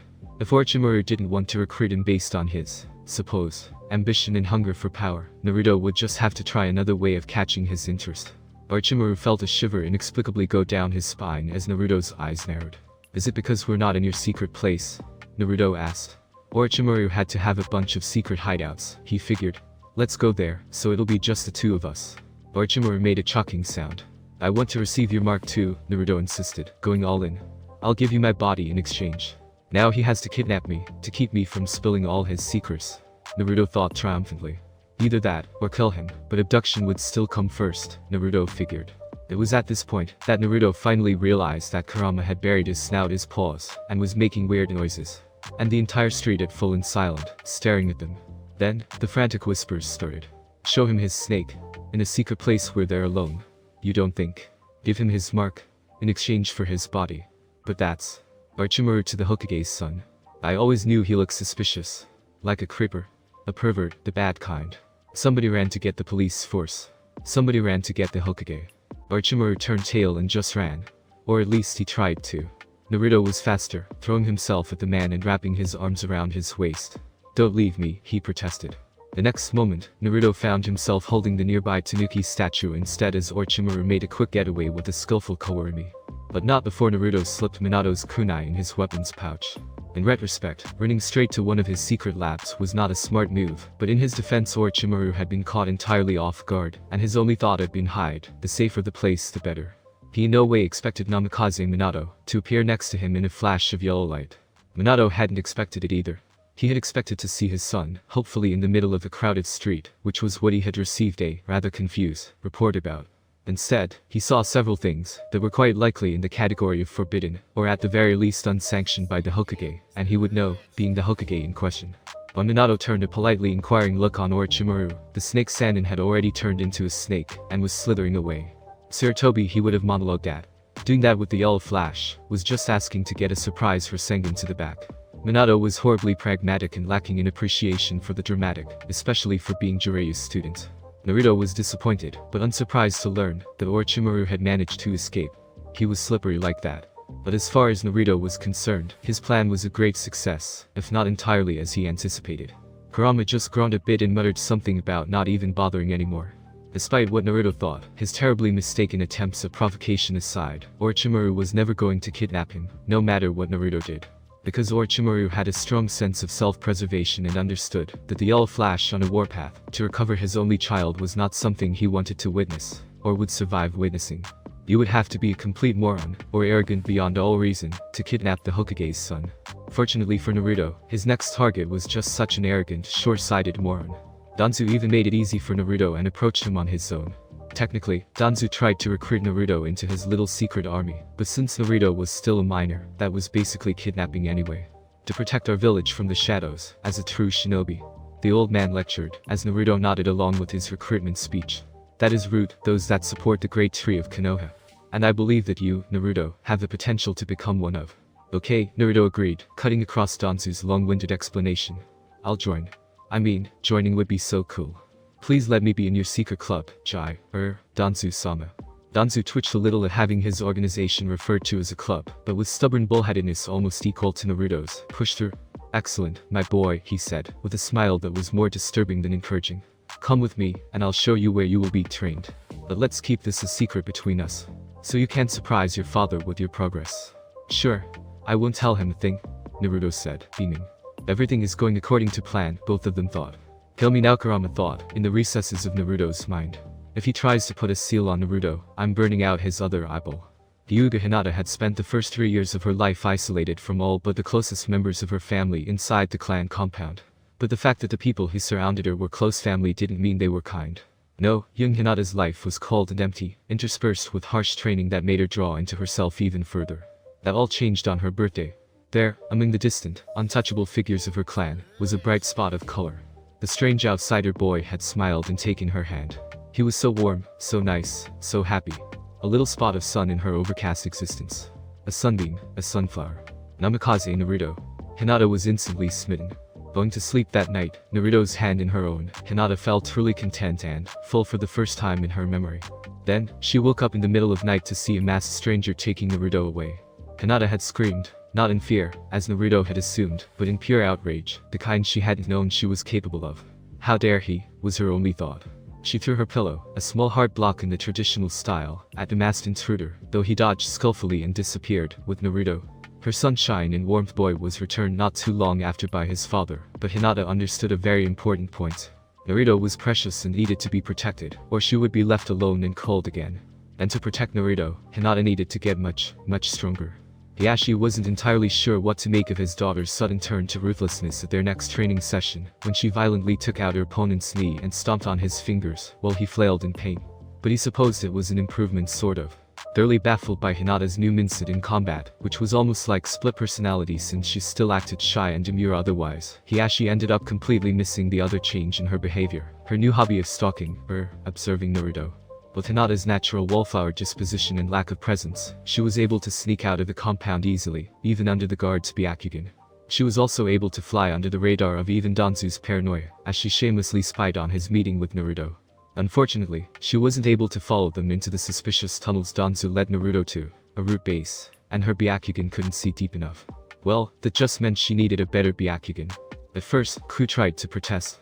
Then, Hinata turned to him with the same expression she had given to the two elders she had practically crippled, and the third she had almost castrated, and he decided it would be better to just obey his future clan head. Here, Hinata said, having dragged him to one of the more desolate parts of the village. Use your Byakugan and tell me what you see below. It looks like there's tunnels, Ku said slowly, concentrating on his enhanced vision. And shinobi training? Yes, I see Naruto-sama, his chakra is very distinctive and over there. Ku fell ominously silent. I think, he said finally, we need to inform the Hokage. Immediately. Taking the Hokage's son to a secret training facility, all without the parents' permission, would be bad enough. But that day, Danzu also had another important visitor. What do you mean, the Namikaze brat is here? Orochimaru hissed, his hands clenching sporadically. Is it not obvious? I am taking steps to control the greatest weapon of the next generation, Danzo replied coolly, not in the least perturbed by his one subordinate's hysteria. His lineage alone would guarantee a powerful tool, but if I can gain the Kyuubi's power, Konoha will have no equal, he thought. To Orochimaru, Danzu added scornfully, do try to keep your urges under control. I've never done a thing to that little monster. I had never even seen him before that day. Orochimaru insisted. And do you really think you can pull something like that behind Namikaze's back? He's dangerous. Danzu waved away his concerns. That upstart is in a meeting with several clans for the rest of the day, not to be disturbed. And he lets his brat run around the village with no supervision regularly. Which was just another sign of the so-called war hero's foolishness, in Danzu's eyes. Now make sure not to create a spectacle and cover my tracks properly. Besides which, I put quite a bit of effort into developing a seal to interfere with Tobirama-sama's Hiraishin. Even if he tried to teleport to his son's side while the boy is here, it wouldn't work, Danzu thought. Well, at least he hoped so. There hadn't exactly been much chance to test it. Incidentally, the meeting the Hokage was so occupied with involved the Hyuga clan prominently, and Hiashi was more than willing to call a halt to the proceedings to listen to what his daughter had to say about a secret organization under the city, who had apparently taken Naruto. Minato remained calm and expressionless throughout the explanation. I see. Thank you for telling me, Hinata-chan. Leave it to me, he said, exchanging a look of understanding with the Hyuga heiress. It was terrifying. By the end of the day, Naruto had been disbanded, and its leader was in custody for a number of questionable acts, including abduction, illegal experimentation, and cooperation with a known fugitive. Orochimaru still managed to get away though. Wow, this is so embarrassing, was Naruto's first thought when he came to. I think I actually got kidnapped. All signs, particularly the fact that he was tied up and being carried over the shoulder of a foreign shinobi traveling at high speed away from Konoha, pointed to just that. Wasn't that your entire plan? Getting kidnapped? Kurama grumbled, in their shared mind space. That's different, Naruto protested. This isn't on purpose. I wasn't planning to get kidnapped by some who are these guys again. Kurama sighed. Right, some losers from Iowa. I can't believe they caught me off guard like that, he trailed off, muttering to himself. And you? Why didn't you warn me? Kurama shrugged, then pointedly yawned and turned away. Mostly, it was because he had dozed off. Naruto's life was frankly boring, between the bouts of pure insanity. You could take this a little more seriously, you know, Naruto complained. Aren't these guys supposed to hate my dad? Who knows what they'll try to do to me? I think they even took Dad's kunai. Despite his words, he didn't seem very concerned either. You'll be fine, Kurama assured him, already drifting off again. She'll be here in a bit, and she's pissed. Yes, Kushina's approach was easy to sense, given the waves of murderous intent she was letting off. Even without the Kyuubi's negative emotion sensing, the unfortunate Iwanins began to feel cold sweat run down their necks on pure instinct. And then, a crimson demon appeared before them. They had, in retrospect, worried about the wrong parents. Minato arrived a few minutes later, using the seals still on Kushina. That was the first time anyone from Iowa was ever happy to see the yellow flash. They were very, very happy. The yellow flash is not to be underestimated, one of the Uchiha clansmen cautioned, at their clandestine coup planning session. Maybe if we had something to hold against him, another suggested, for example, his son. There was a moment of thoughtful silence, then he quickly retracted his suggestion. They definitely did not want to go there. Nothing good lay in that direction. So what do you want for your birthday, Squirt? Jiraiya asked. You're going to be 5, just a year from academy. Jiraiya himself and his 2 teammates had already been genin at 6, but things like early enrollment had been banned shortly after Kakashi's little feat of entering at 4 and finishing at 5. It was probably for the best. Greatest fan or not, Jiraiya had to admit that Kakashi wasn't alright in the head. Not that Kushina would have allowed Naruto to enroll early anyway. Full set of Icha Icha, special edition, with autograph, Naruto said, slurping up the last of his ramen. Haha, great choice. Jiraiya laughed. And easy for him to do too. Wait a minute. That's no good. Are you trying to get me killed? Naruto rolled his eyes. I'm not gonna read it, Iro-sanin, he said, so dismissively that Jiraiya felt instantly insulted on behalf of his beloved novels. I want them delivered to Marimo Books in Onodera town. They're for a friend. Why do you have friends in a border town with Kusa? Jiraiya thought but didn't ask. This was a perfect opportunity to get some insight into the mystery of his cute little definitely not normal godson. Okay, I'll deliver them myself, he declared. The individual who came to pick up the books couldn't have been more suspicious, a tall, hulking figure completely swathed in heavy robes under a white-brimmed hat. Jiraiya couldn't see a single distinguishing feature, aside from the impressive height. Whoever and whatever it was, clanked as it walked. So, pick a for Uzumaki, Naruto, Jiraiya said, putting on his most disarming grin. And wasn't that another interesting tidbit? Why had Naruto asked to use his mother's maiden name? Yeah, that's right, the figure said, reaching out slightly trembling hands. Accepting the package with reverent care, the man, judging by his voice, fell to his knees in joyous adulation. Well, that was actually pretty normal. Jiraiya had plenty of fans like that. Can I shake your hand, Jiraiya-sama? The stranger asked. Haha, yeah, sure, Jiraiya said, puffing up with pride. It was only after they had a nice long talk about the stranger's favorite scenes, and he departed, clutching his new treasures, that Jiraiya realized he hadn't found out anything useful, at least as far as Naruto was concerned. Okay, Han declared, at the next Biju Jinchuriki powwow. Cooperation, world peace, love, harmony, whatever. I'm on board. He giggled disturbingly, and though it was hard to tell behind the faceplate, appeared to blush like a pervert. Which he was. I can't believe this is what it takes, Kaku muttered. Humans. It's progress, Naruto decided optimistically. Make sure you talk to that old beard guy too. He needs to be nicer to Sun. Righto, Han agreed, his mind clearly on other perverted matters. Great. That just leaves Fu-chan, Naruto mused aloud. B had promised to teach Ujito the right way to get along with Matatabi, and Yagura was keeping an eye on Utakata and his master. And then we'll have everyone taking their partnership seriously and ready for Akatsuki, if it comes to that. The bad guy's really going to try to take Shikaku away? Gaara asked. Sitting on Naruto's shoulders, he nervously clutched at blonde strands, and glanced between the older boy and the Biju in question. Wah! Let them come. This time we'll tear him apart. Shikaku yelled, swinging its claws enthusiastically. Don't worry, we won't let that happen, Naruto promised, patting the little boy's leg. He definitely never wanted to see his friend's still body again. This time, having watched, if only in snatches, as Gaara grew up, it would be even worse. Humans are always like this, Matatabi said, deep in a different conversation with the other Biju. It's all romance and intimacy and sex with them. Ujito acts all serious on missions, but the moment she's off the clock, and it's mushy rom-coms and sighing over cute boys again. The great cat blew out a heavy breath. Cute boys, Hachame said thoughtfully, and speculatively eyed Naruto and Yagura. You know, I think I have an idea about getting Fu to play along. Naruto just looked confused, but Yagura, being faster on the uptake, protested, I'm not a boy. I'm an adult man. That was apparently the only part he cared about. Kumo's treachery had shaken everyone, but Minato didn't give up so easily on fulfilling his teacher's dream of world peace. The only one more set on world peace, in fact, was Naruto, but his efforts to achieve it remained sadly unknown to almost everyone. The first step, in Minato's estimation, was to preserve and strengthen the tentative alliance with Suna. It was for that reason that he made the decision to travel to Suna to observe the final round of the Chunin exams being hosted there. The elders protested, of course, but Minato smiled and ignored them. Nothing ventured, nothing gained, as the saying went. Besides, he was arguably the least likely person to actually be in danger, even if Suna tried something. When Minato arrived in Suna, the Kazekage was almost as disbelieving as the elders had been. He eyed Minato almost if he expected the Hokage to suddenly turn out to be made of explosive tags. Minato kept his best benevolent leader smile firmly in place. Was the idea of seeking peace really that strange? Well, yes, Minato admitted to himself.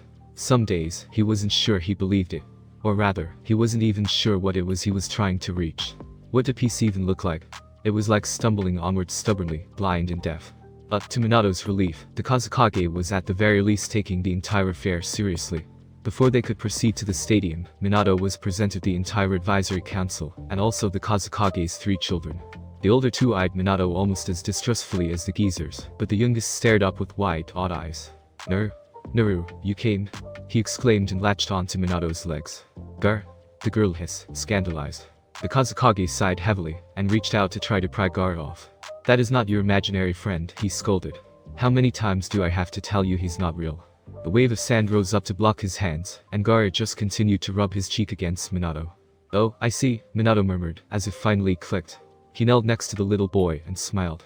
Gar, right. My name is Minato. It's nice to meet you. Gar blinked at him in confusion for a moment. Then, his eyes glazed over a little as he seemed to get lost in thought. It was an expression Minato recognized easily. So you're Naru's, he trailed off, pouting as if he had been chastised. You know, I have a son your age, Minato said, more for everyone else's benefit. His name is Naruto. My age? Gar repeated, his face scrunching up in confusion. I hope you two can become good friends, Minato continued. He could feel the sheer skepticism and disbelief from the Suna counselors. The Konohinin and his Sunanin friends. Impossible. But Gar only pouted. Naru and I are already friends, he huffed, shooting Minato a look of put upon annoyance. Finally, his older sister managed to lead Gar away. Straightening, Minato watched as the boy glanced over his shoulder, smiled, and waved. The Hokage smiled and waved back. My apologies, the Kazekage said, sighing in a way that was familiar to every parent. Gar is still a child. Your son is very cute, Minato told the Kazekage happily. My Naru-chan is a handful too. I really do hope the two of them can be friends. They have a lot in common. He didn't know what peace looked like. Probably, he wouldn't recognize it, even if he found it. But that was okay. Somehow, Minato was sure that Naruto knew, and that was enough. Even blind and deaf, he would be able to follow Naruto's lead. As Jinchuriki, Minato concluded, watching as the Kazekage's eyes whitened, understanding sinking in. Nothing ventured, nothing gained. When the treaty proposal arrived from Kiri, the elders and Jonin Council erupted in protests and accusations. Peace? With the bloody miss. It was just another trap, like Kumo's so-called treaty. Minato listened to them patiently, despite having already made up his mind to go. What do we know about Nami no Kuni? Why did a Mizukage suggest it as the meeting location? he asked during a lull. You can't be seriously intending to go, Kaharu said snappishly. You are the Hokage. Think of your position. The fact that the Mizukage wishes to attend in person is a sign of how serious he is about this treaty, Minato pointed out. And by all accounts, the Yonde Miyagura has a very different view of Kiri's future than his predecessor. Kiri is becoming unified and stronger.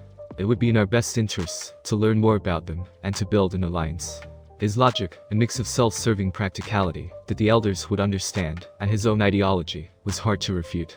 Nami no Kuni is a small nation off our coast, almost directly east, Shikaku supplied thoughtfully. It has never held much strategic value and doesn't appear on most maps. But it could serve as a good trading point in the future if negotiations pan out. Hopefully, it'll be on every map from here on out, as the place where Konoha and Kiri first entered into an alliance, Minato said, ignoring the disbelieving snorts of the elders and several jonin. No one could dissuade him, of course, but the argument about who would accompany him and with what kind of force dragged on long enough to try even Minato's patience. In the end, Minato threatened, very politely, to just sneak out in the middle of the night with a guard or two, which put an end to the most ridiculous demands. It was all meaningless in the end. The Mizukage Yagura was good at his word. There was no deception in his gaze, or his tone as he respectfully greeted Minato at a local lord's castle. The two Kiri shinobi accompanying him, both bearing swords that marked them, as members of the 7 ninja swordsmen, eyed Minato's entourage distrustfully and received equally distrustful looks in return. Minato and Yagura beamed at each other. The talks were just preliminary. Yagura had his own counsel to answer to, but Minato allowed himself a certain small measure of optimism, which was very helpful when Yagura asked him to take a short walk with him, without their guards. Once they were alone, Yagura hesitated for a moment before starting. Did you know the Biju can communicate with each other, regardless of distance or seals? He asked, turning away from the seascape to watch Minato closely. The fact that the Yonde Mizukage was a Jinchuriki was an open secret. It was how he had first distinguished himself, single-handedly subduing the Sanbi after it reformed. Minato understood his meaning immediately. Jinchuriki too, he said, with quiet certainty. Suddenly, a lot of things made sense. Minato had suspected something of the sort, but the confirmation was enough to allow several pieces to finally slide into place and click together. He almost missed Yagura's nod. If they are close enough to their Biju, he said, some small measure of tension easing.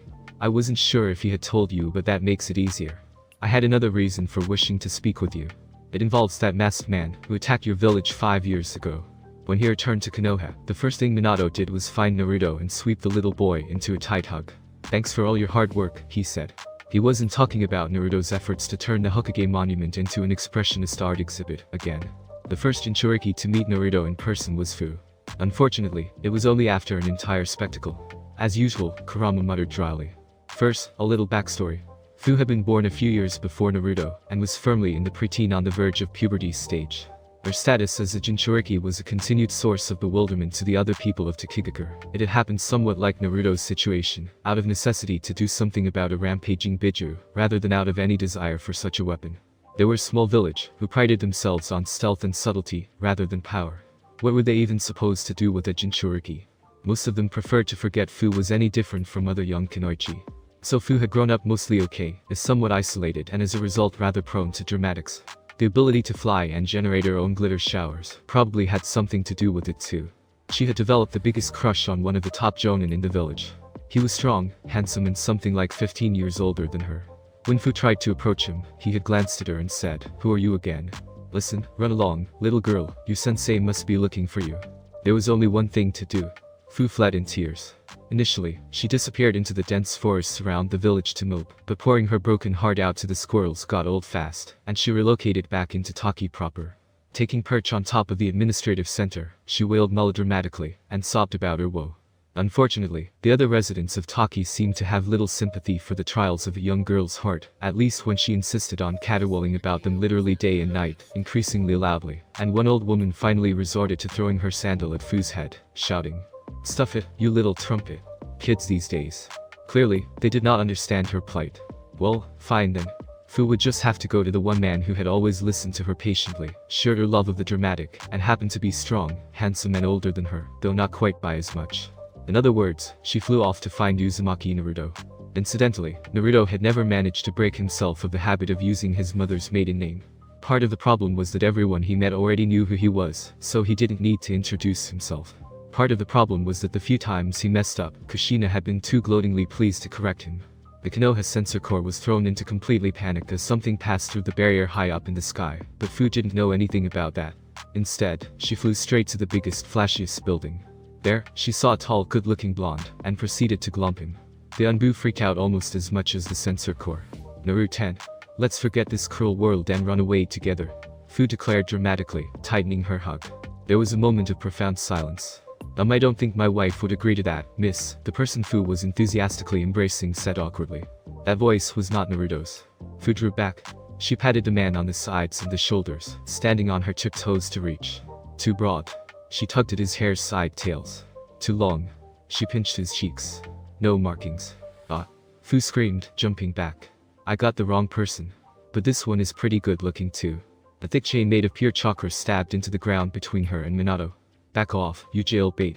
A furious Frudeed, the wife, roared as she arrived on the scene. The Anbu abandoned their posts and fled in terror. No one blamed them. They did eventually sort things out, though it didn't help much. If anything, Kushina was even less happy about Fu targeting her baby boy than about her being after Minato. You know, I really wonder why everyone expects you to be so much taller, Minato told Naruto as the two of them watched Fu and Kushina argue. It was getting vicious, since Fu had called Kushina an old hag with a bondage fetish. Naruto shrugged. I'll get there someday. The first day of academy was a truly bizarre experience for Naruto. All his friends and former new classmates were there, and they were so tiny. Naruto focused on that to keep from thinking about how completely, utterly different they were from the shinobi they would have had become in that other future. About how they no longer remembered all the times they would have had shared. About how they weren't the same people, might never become the same people. His would have been teammates were the worst. Sakura, with her ribbon, was a shy little thing that hid behind Ino. Would she ever get trained by Tsunade? Naruto couldn't bring himself to chase after her the way he had as a child, so would she ever look at him the same way? Would they then manage to build the same bond? Would they even be on the same team? Of course, the differences in Sakura were nothing compared to the differences in Sasuke.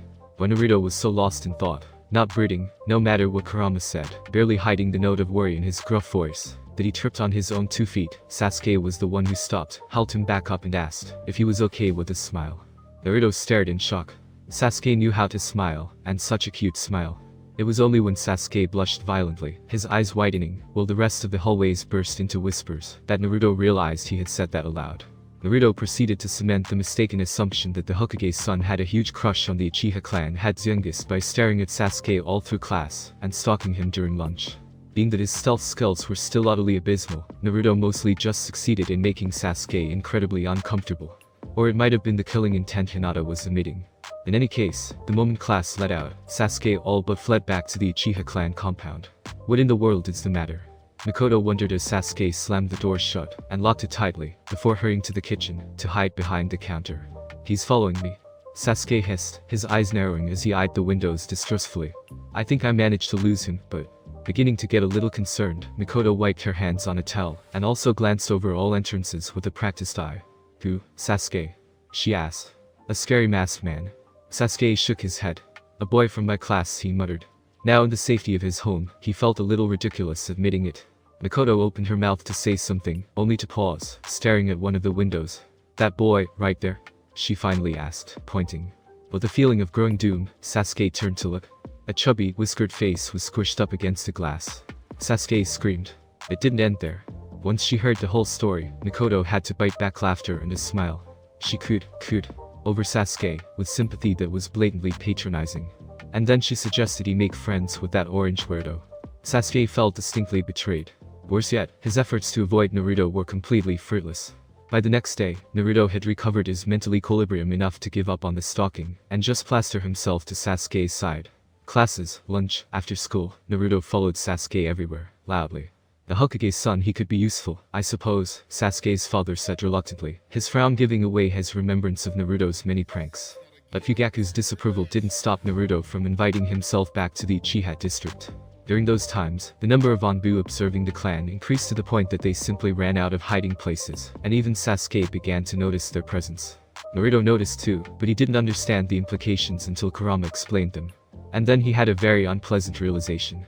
It wasn't precisely that Naruto had forgotten about the Uchiha-kun massacre, it was just, well, Naruto had mostly dismissed the issue from his mind, assuming that it wouldn't be relevant with the whole his father being alive and Danzu being behind bars thing. But nope, it seemed problems ran too deep to be so easily resolved. If anything, the limited information that had been released regarding the masked man who had used the Kyogre to attack Konoha had actually made the suspicions and distrust of the Uchiha clan worse. It didn't help that most of the clan had avoided damage during the Kyogre's rampage, thanks to Danzu, again. Even the civilians started muttering nasty rumors, which was a serious problem for the military police's duties. Naruto sympathized. He knew what it was like to be unjustly ostracized. Even Minato had bowed to the demands of placing the entire clan under heavy surveillance. Not only were the elders and most of the Jonin Council demanding it, but he couldn't discount the possibility of at least some Uchiha being in contact with the masked man. The really serious problem was that they actually were, kind of. He kept showing up at the Nakano shrine. No one quite knew how or why, and the clan refused to admit to the whole thing. The Hokage would insist on investigating the shrine, the clan elders reasoned, and that couldn't be allowed. It was a sacred part of the clan's heritage. Even the Senju hadn't been allowed inside. The fact that they could do nothing about the Anbu, who were directly under the Hokage's command, only made the clan angrier. Old grudges and dissatisfaction rose up again, helpfully stirred up by Toby, and more of the clan began to contemplate something frankly stupid. More and more, the voices of reason, that reminded everyone of one-man takedown of 1,000 in invasion force from Iwa were drowned out. It had been kept mostly under wraps and hidden from the general population, but Naruto became suddenly and unhappily aware of the situation. His solution was simple: friendship. One day, Naruto simply stood up in the middle of class and declared, "We're having a study group at Sasuke's house." This was the first Sasuke heard of it. His protests were completely drowned out. "Sasuke-kun," most of the girls squeaked. "Are there gonna be snacks?" Chaoji asked. "Yeah, are there?" Kiba wondered. "Sure." Naruto agreed, as if it was even his house. Hinata leveled an increasingly unsettling stare at the back of Sasuke's head. Nobody bothered asking his opinion of the matter. But most of the class showed up after school at the Uchiha district. Since this was an event masterminded by Naruto, it was naturally a complete fiasco that ended in half the Konoha clan heads having to come pick up their wayward spawn and apologize to the Uchiha for the disturbance and property damage. As reparation, Minato ordered the Anbu to help with the cleanup. The sight of the much-hated masks doing menial labor and getting ordered around by the little grandmas who lived in the vandalized houses was like a bomb on the collective Uchiha soul. Somehow, the study group became a weekly thing. The clan heads were forced to come up with a rotating roster of chaperons for their children. Mikoto served them tea with a smile and traded embarrassing child-rearing stories. The Akamichi became enamored with their senbei. The couple of Naras started using the rooftops to sleep on, enjoying the peace and quiet of being so far from the rest of the village. Yugaku found excuses to drop by. Even if he didn't understand where it was coming from, he recognized the opportunity. Minato always took Naruto out for ramen afterwards, instead of punishing him. But it was all still incredibly annoying, and eventually Fugaku's impressive patience simply ran out. "Hokage-sama," he greeted shortly as he stalked up to Minato's desk. "Please do something about your little monster of a son," he wanted to say, but trying to find some polite way of doing so made him hesitate. Minato looked up with a smile. "Ah, Fugaku. Great timing. I just wanted to ask your advice about this matter." "Yes." Well, Fugaku found himself distracted. Being asked for advice by the Hokage was an honor, as only befitting the Uchiha clan, of course. But he also didn't trust Minato's beaming smile. This man definitely not as simple as he appeared, and underestimating him would be very foolish. But it really was an honor. "Thank you for your help. Your insight is greatly appreciated," Minato beamed, an hour later, as Fugaku prepared to depart. "And if I may say, it's wonderful to see the Uchiha becoming closer with the other clans. I believe that it's through close bonds that Konoha will become truly strong." He meant every word. Now, Fugaku was no stranger to using your son for political ends and the greater good. It was, to him, a perfectly logical thing to do. And that was how he came to the sudden realization, false, that Minato had planned the entire thing and instructed Naruto to act in that way. To build those bonds he so believed in among the next generation, with the unexpected benefit of bringing the current generation closer together. "I hope you can stop by next week. I have several more things I'd like to discuss," Minato said. "Very well," Fugaku agreed. Their Hokage was certainly brilliant and ruthless. But Fugaku was left with one nagging question: what were the pranks for? "So, I think it's about time we did something with that masked guy," Shisui said casually one day. Itachi gave a slow blink and tilted his head. "It's an Uchiha problem, so we Uchiha should deal with it," Shisui insisted. "The elders might be wishy-washy about it, but he's an intruder. If they insist on not telling the Hokage about this, then it's up to us to take care of him quietly. It's per duty to the clan and the village." Itachi hummed thoughtfully. "Things are finally getting better with the rest of village," Shisui continued, nodding to himself. "I heard Yashiro's team got invited out for drinks. My team invited me to poker." "Poker, with an Uchiha? We can't let this get ruined by some masked weirdo." Itachi nodded. Naturally, it didn't work out that smoothly. They did manage to catch the masked weirdo when he appeared out of nowhere again. But even with Itachi's genius and Shisui's shunshin, they couldn't quite keep up, though at least they managed to stay alive. The fact that the masked man was at least somewhat humoring them helped too. "You have good eyes," he complimented them. "You've got no right to be saying that," Shisui roared. It was like he was mocking them. Because of him, the clan had teetered on a razor's edge. Because of him, Konoha had almost gone the way of the Bloody Mist and their purges. How dare he? Was that eye even his? No, that didn't matter, because as far as Shisui was concerned, Kakashi was 100 times more worthy of the Sharingan. Enraged, Shisui darted in his signature flicker. The masked man stepped back, then deftly dodged a flurry of kunai from Itachi. There was the sound of a wire snapping. And suddenly a can of orange paint toppled onto the masked man. By intention or accident, Itachi had set off one of Naruto's leftover pranks. The paint can fell straight through the masked man and clanged against the ground. He had phased out on instinct. But as he returned to tangibility, he reflexively looked down at the puddle of orange paint at his feet, lifting one foot to stare at the stained bottom of his sandal. It was just such a weird thing to have happen to you in the middle of a battle that even Toby couldn't stop himself. It was a costly moment of distraction. In that moment, Shisui managed to activate Kodamatsukami.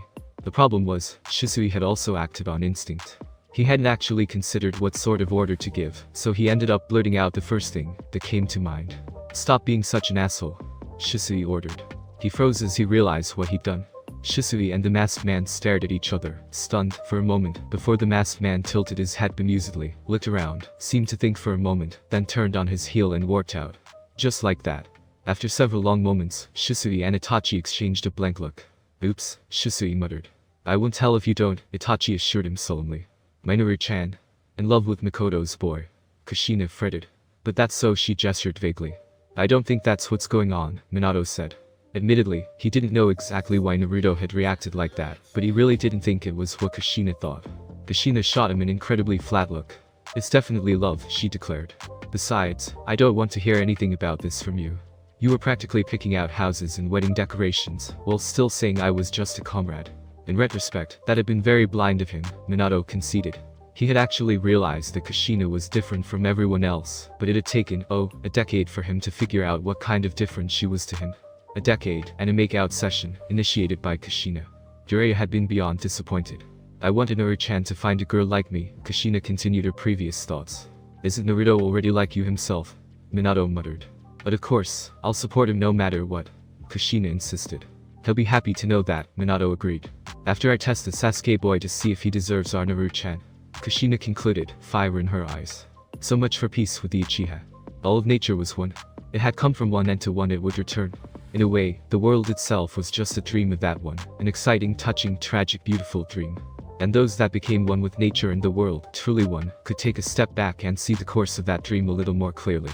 So Gamamaru, or the Great Toad Sage, as he was more commonly known, slept and dreamt. He had seen many pieces of the dream called the world, the dream he had told Hagoromo, of a boy who would bring the Biju together, the dream he had told Jiraiya, of a choice to decide everything, and many, many others. Now, he even dreamed of himself dreaming, and telling that dream to a boy named Naruto. The Great Toad Sage drew out, stirring awake.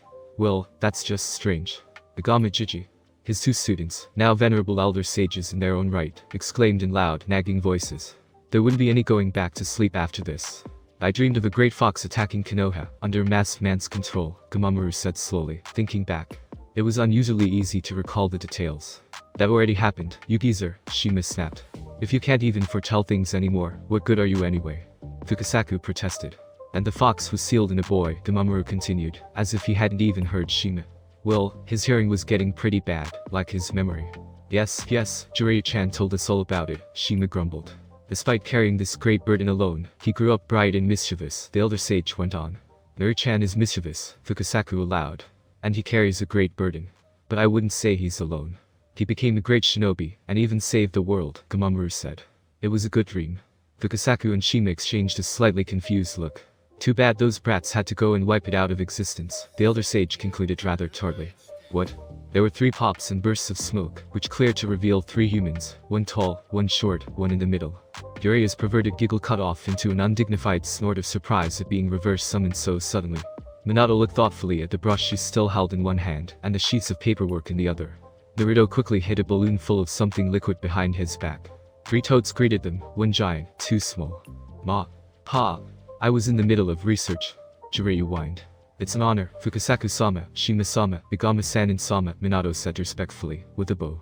Naruto drew out, looking like he wished he had something to hide himself behind. Minato and Jiraiya turned to look at him in surprise. Jiraiya paled. Minato, please tell me you didn't let your academy student kid sign the toad summoning contract, he said. Because if you did, Kushina is going to kill us both. I did not, Minato assured him. Jiraiya eyed him dubiously, trying to figure out if he was lying. Did Naruto summon himself here like sensei? That boy is more fox than toad, the toad sage rumbled. And we summoned him the same way we do with any of our clan.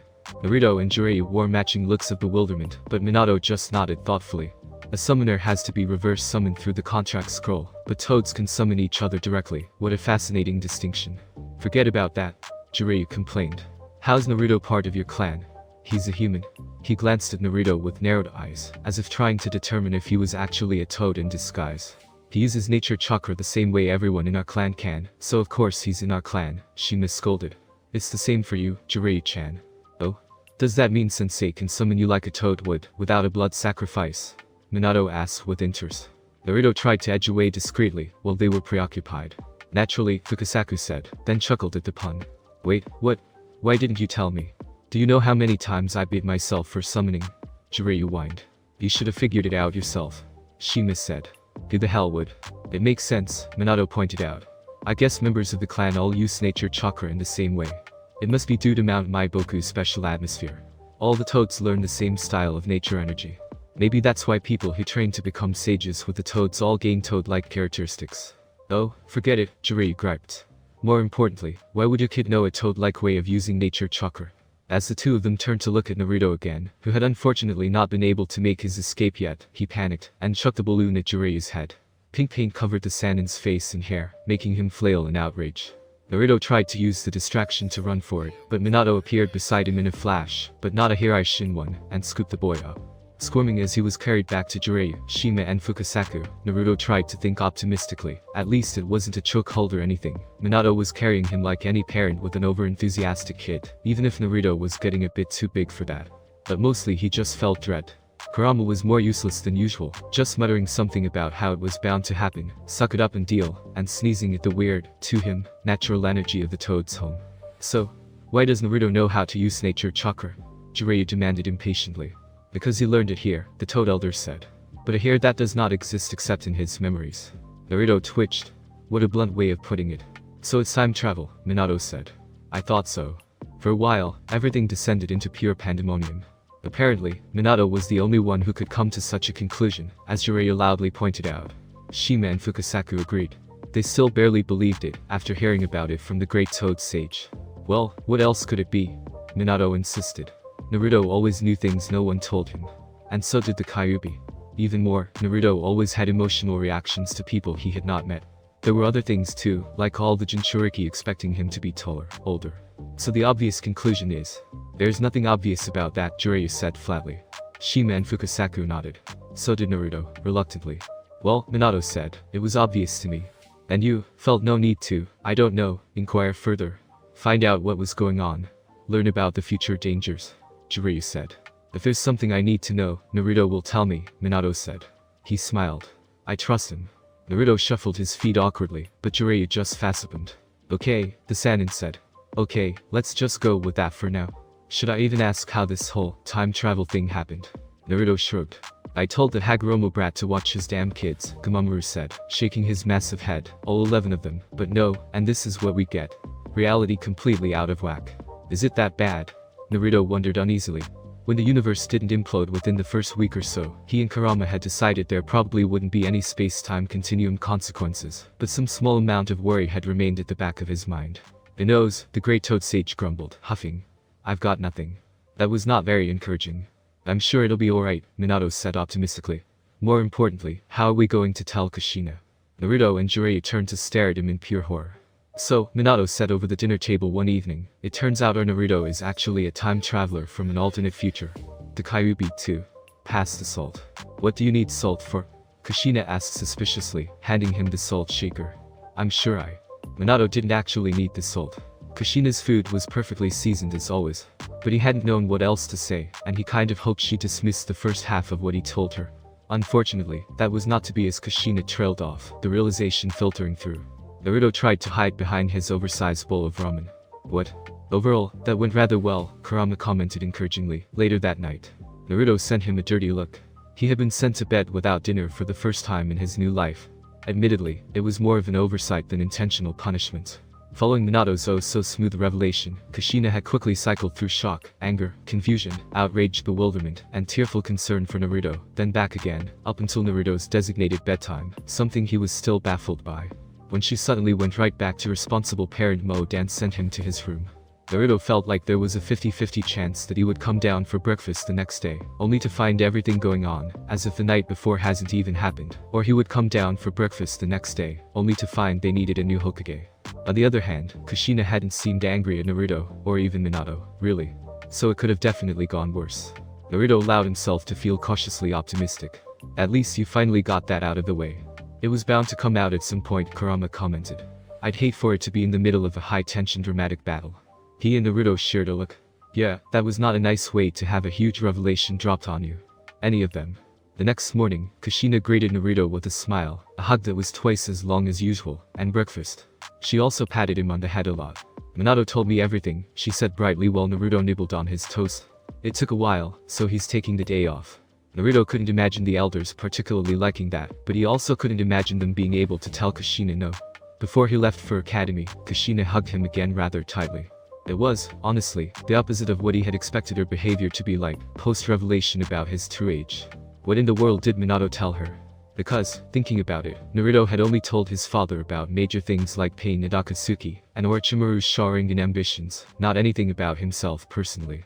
He would have guessed who grew up an orphan, Kurama pointed out. It's not even hard.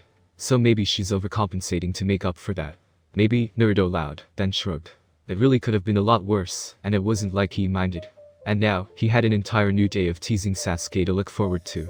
So, I've been thinking, Naruto began, and Kurama immediately knew he wouldn't like what followed. He didn't like what followed. Now that the secret was out to Naruto's parents, Naruto felt it was finally time to stop procrastinating and let the other Jinchuriki know, especially since the period when Akatsuki truly became active was quickly approaching. And while he was at it, why not combine it with two of the things he had been wanting to get done? So not too long after returning home from Mount Maiboku, Naruto ran away from the village. Well, he told Minato and Kushina ahead of time, but only them. Kushina was far from pleased, despite all reassurances, but ultimately caved to Naruto's determined, wide-eyed looks. At the same time, 8 other Jinchuriki did the same thing. No country took it well, Kuma worst of all, followed by Kiri, given that they were suddenly missing their cage. Infuriatingly, the Jinchuriki then sent cheerful postcards back home explaining where they were, and what they were doing. First annual Jinchuriki powwow, supposedly. It was Naruto's idea.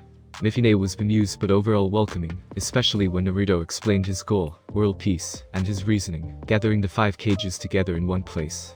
Minato would come, of course. He already knew the plan, and supported the idea. Kyogre was already there, and his entourage would join him in short order. It didn't even hesitate before tearing off after his brother, again, and the Kazukage only held back long enough to stop by Konoha and ask Minato for advice. Was this just a thing with Jinchuriki children? Running away from home? He'd heard about Fu's little adventure, before she was sent back to her home village, and there were all those stories about Hachibi's bee. Of course, with the other cages all going, Inoki had no choice but to put in an appearance, or Iwa would be at a disadvantage.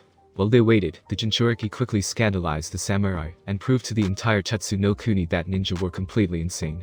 Gar sulked about the cult until Naruto convinced him to use the opportunity to cuddle with Raushi, who was always warm thanks to his Yoten, and quickly caved to Gar's sweet pouts. And Naruto sometimes still couldn't believe how different Gar had grown up. Ichido and Han got into a fight that melted the snow off one of the Sanru Mountain's heads, and then huddled up together, and started giggling disturbingly. Kakuya refused to acknowledge that anything was going on, deep insanity-preserving denial, and Natatabi only muttered something about how Ichido had recently decided that boys were boring and smelled funny, and that girls were much better. Apparently, Ichido and Han were coming up with a plan to set up a hot spring with their Bijuu's powers, and then peep on the customers. Iro-sanin would have been proud. Fu and Utakata came up with a far more innocent game involving flight and bubbles, though Fu had a tendency to blush whenever Utakata bent over and showed off more of his chest. He enthusiastically cheered for them both and theoretically kept score, though he tended to get distracted by writing down new lyrics. Kyogre just snapped. Being a cage was tiring, and you didn't really get a lot of vacations, or any at all. Everyone accepted the time travel thing with remarkable ease. It made sense, after all, as much as any other explanation, why Naruto had looked 16 in their shared mental space for the last decade or so, and in life still looked like a kid. And then the second Cage Summit began. Well, no one died. That was definitely a plus, in Naruto's opinion. On the minus side, nothing much got accomplished, probably because no mass megalomaniac pretending to be the ninja boogeyman showed up to lecture about fairy tales, unveil a completely insane world domination plan, and declare war on every hidden village at once. Inoki spent the entire time giving Minato looks that could not be accurately described with words. Yagura casually caused a near riot by revealing that he was planning to step down within the next couple of years.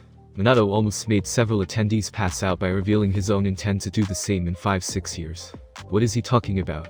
What's going to happen in 5 years? Naruto asked Kurama. You'll be 16 again, Kurama didn't say. Apparently, Minato thought that was a perfectly reasonable age for a Kage. If you could take down an actual goddess and save the entire world, you could run a village, right? Right. The Kazekage enjoyed Mifune's excellent tea and pretended he wasn't surrounded by complete lunatics. Maybe the Hokage and the Mizukage had the right idea. Pawning this horrible job off on some unsuspecting fool sounded rather nice. Serve the village, they said. Protect your comrades, they said. No one told him about this. Almost completely lost it when the assembled Jinchuriki revealed that this thing really was, in fact, going to be an annual event. Yearly. Every year. Next year, I think we'll meet up in Ami, Naruto said brightly. Nagato, he bet, would be really surprised to see them. Kurama just sort of groaned and didn't even bother protesting. It wasn't quite world peace, but life was pretty peaceful. It wasn't an allied shinobi force, but 3 villages were an alliance, which was promising to remain steady and firm in the reign of their 5th leaders. It wasn't Senju and Uchiha united, but the Uchiha clan was slowly becoming truly part of the village. It wasn't the Biju becoming one, but they were probably on the best terms they had ever been since their creator's death. It wasn't a revolution, yet. But the world was changing. There were still obstacles out there, of course. Orochimaru, who had slithered off somewhere. Absolutely no one knew where stupid Tobi had gotten off to. Zetsu too. And of course, Kaguya and Madara were still waiting for their chance to subjugate the world. Though at least Nagato came around, next year during the 2nd annual Jinchuriki powwow. That was another incident no one ever spoke of, except in a mix of groans and pained moaning. There were other concerns too, like Kumo and Iwa being slow to warm up to the whole peace, love and ramen thing. Many lingering grudges. Distrust that was not so easily lifted. A timeline that still hadn't quite sorted itself out. But that was okay. Naruto believed they would overcome all of it. They had the first time, despite all odds, and this time the odds were in their favor. Kurama didn't worry either, though he rarely did anyway. After all, Naruto had decided on it, and he never gave up. For now, Naruto was happy to just graduate again, honestly this time, earning his forehead protector, and putting it on proudly with the rest of his class in front of his parents, cheering and proud. After all, becoming a genin was the first step to becoming Hokage. Believe it. End notes. There are lots of loose ends, and also slightly strange comedic turns, which I will try to explain here. Sasuke. This rumor just wouldn't die, even years later. Hilariously, it actually boosted the Uchiha clan's reputation. In certain fields Naruto never noticed, since to him, his former classmates were just cute kids, and totally out of his dating range. Actually, Naruto's dating history is best not discussed. Though Jiraiya did write a best-selling series about it. Minato was probably the only one capable of having the guts to deny her a place on Naruto's team or living through it. She never quite figured out how to speak confidently, but by the time she took over the Hyuga clan, everyone was too terrified and awed to dare to speak against her, even when she stammered and pushed her fingers together bashfully, while announcing the complete dissolution of centuries of tradition and a certain seal. Hilariously, she had her own unnoticed overprotective stalker in the form of Neji. They even had the same sort of secret shrine in their closets that the rest of the clan politely pretended not to know about. A Hyuga bloodline trait. Kushina. Equally, Minato was probably the only one who would dare to turn down her demands to be Naruto's Jonin sensei. Minato still didn't sleep at home for a long while. Tsunade. She lost a bet. The rest is history. Tobi. Who knows? He just disappeared. But maybe, one day, a certain Uchiha Ibito turned up at the gates, totally confused and with a hell of a lot of amnesia. Naruto never did figure that one out, and Shisui never owned up. Nagato, I see. I am not the one who has become God. It is you, Uzumaki Naruto. 6 Paths of Pain were amazing, but 9 Jinchuriki were a bit more so. Telling Nagato about the time travel thing might have been a mistake though. He had a very unique reaction. Black Setsu got into a loud argument with Naruto about which of their mothers had better hair. Kushina, touched by Naruto's deep admiration of her childhood self's most hated feature, provided great irony by using the distraction to seal Black Setsu away, fitting for such a mother complex. Uchiha clan. Naruto tried to convince Minato to make Itachi his successor, looking like he was manfully holding back tears the entire time. Minato suspected he would get murdered in his sleep if he dared to actually follow through Naruto's dream. Naruto's tears. Unforgivable. But fortunately Itachi didn't want the job. He tried to pawn it off on Shusei, who paled and quickly refused to. Itachi, being a genius, turned it all around and ultimately presented Naruto as Go-Daime as a wonderful show of trust. Despite their epic jujutsu, they were trusted not to be using Naruto as a puppet, despite him being a Jinchuriki. Or something. It certainly sounded very moving when he said it. Somewhere along the way, Fugaku had a shocking, and somewhat horrifying revelation. He had gotten it backwards, regarding which out of Minato and Naruto was giving the orders. He went home, got drunk, and when he woke up hungover, dumped clan leadership on Sasuke, because Itachi had somehow managed to disappear, and Fugaku felt too awful to go looking for him. All according to plan, Itachi thought when he returned. Archimer, live a long, long life, marred by continuous accusations of pedophilia. Also, the only person to hate blondes more than Iwanins. The end. Thanks for listening. I do hope you enjoyed. If you want the next part of this video, like, subscribe, and comment down below, and turn on that bell notification. And also check out the other videos that I have created, and enjoy. See you in the next video. Peace.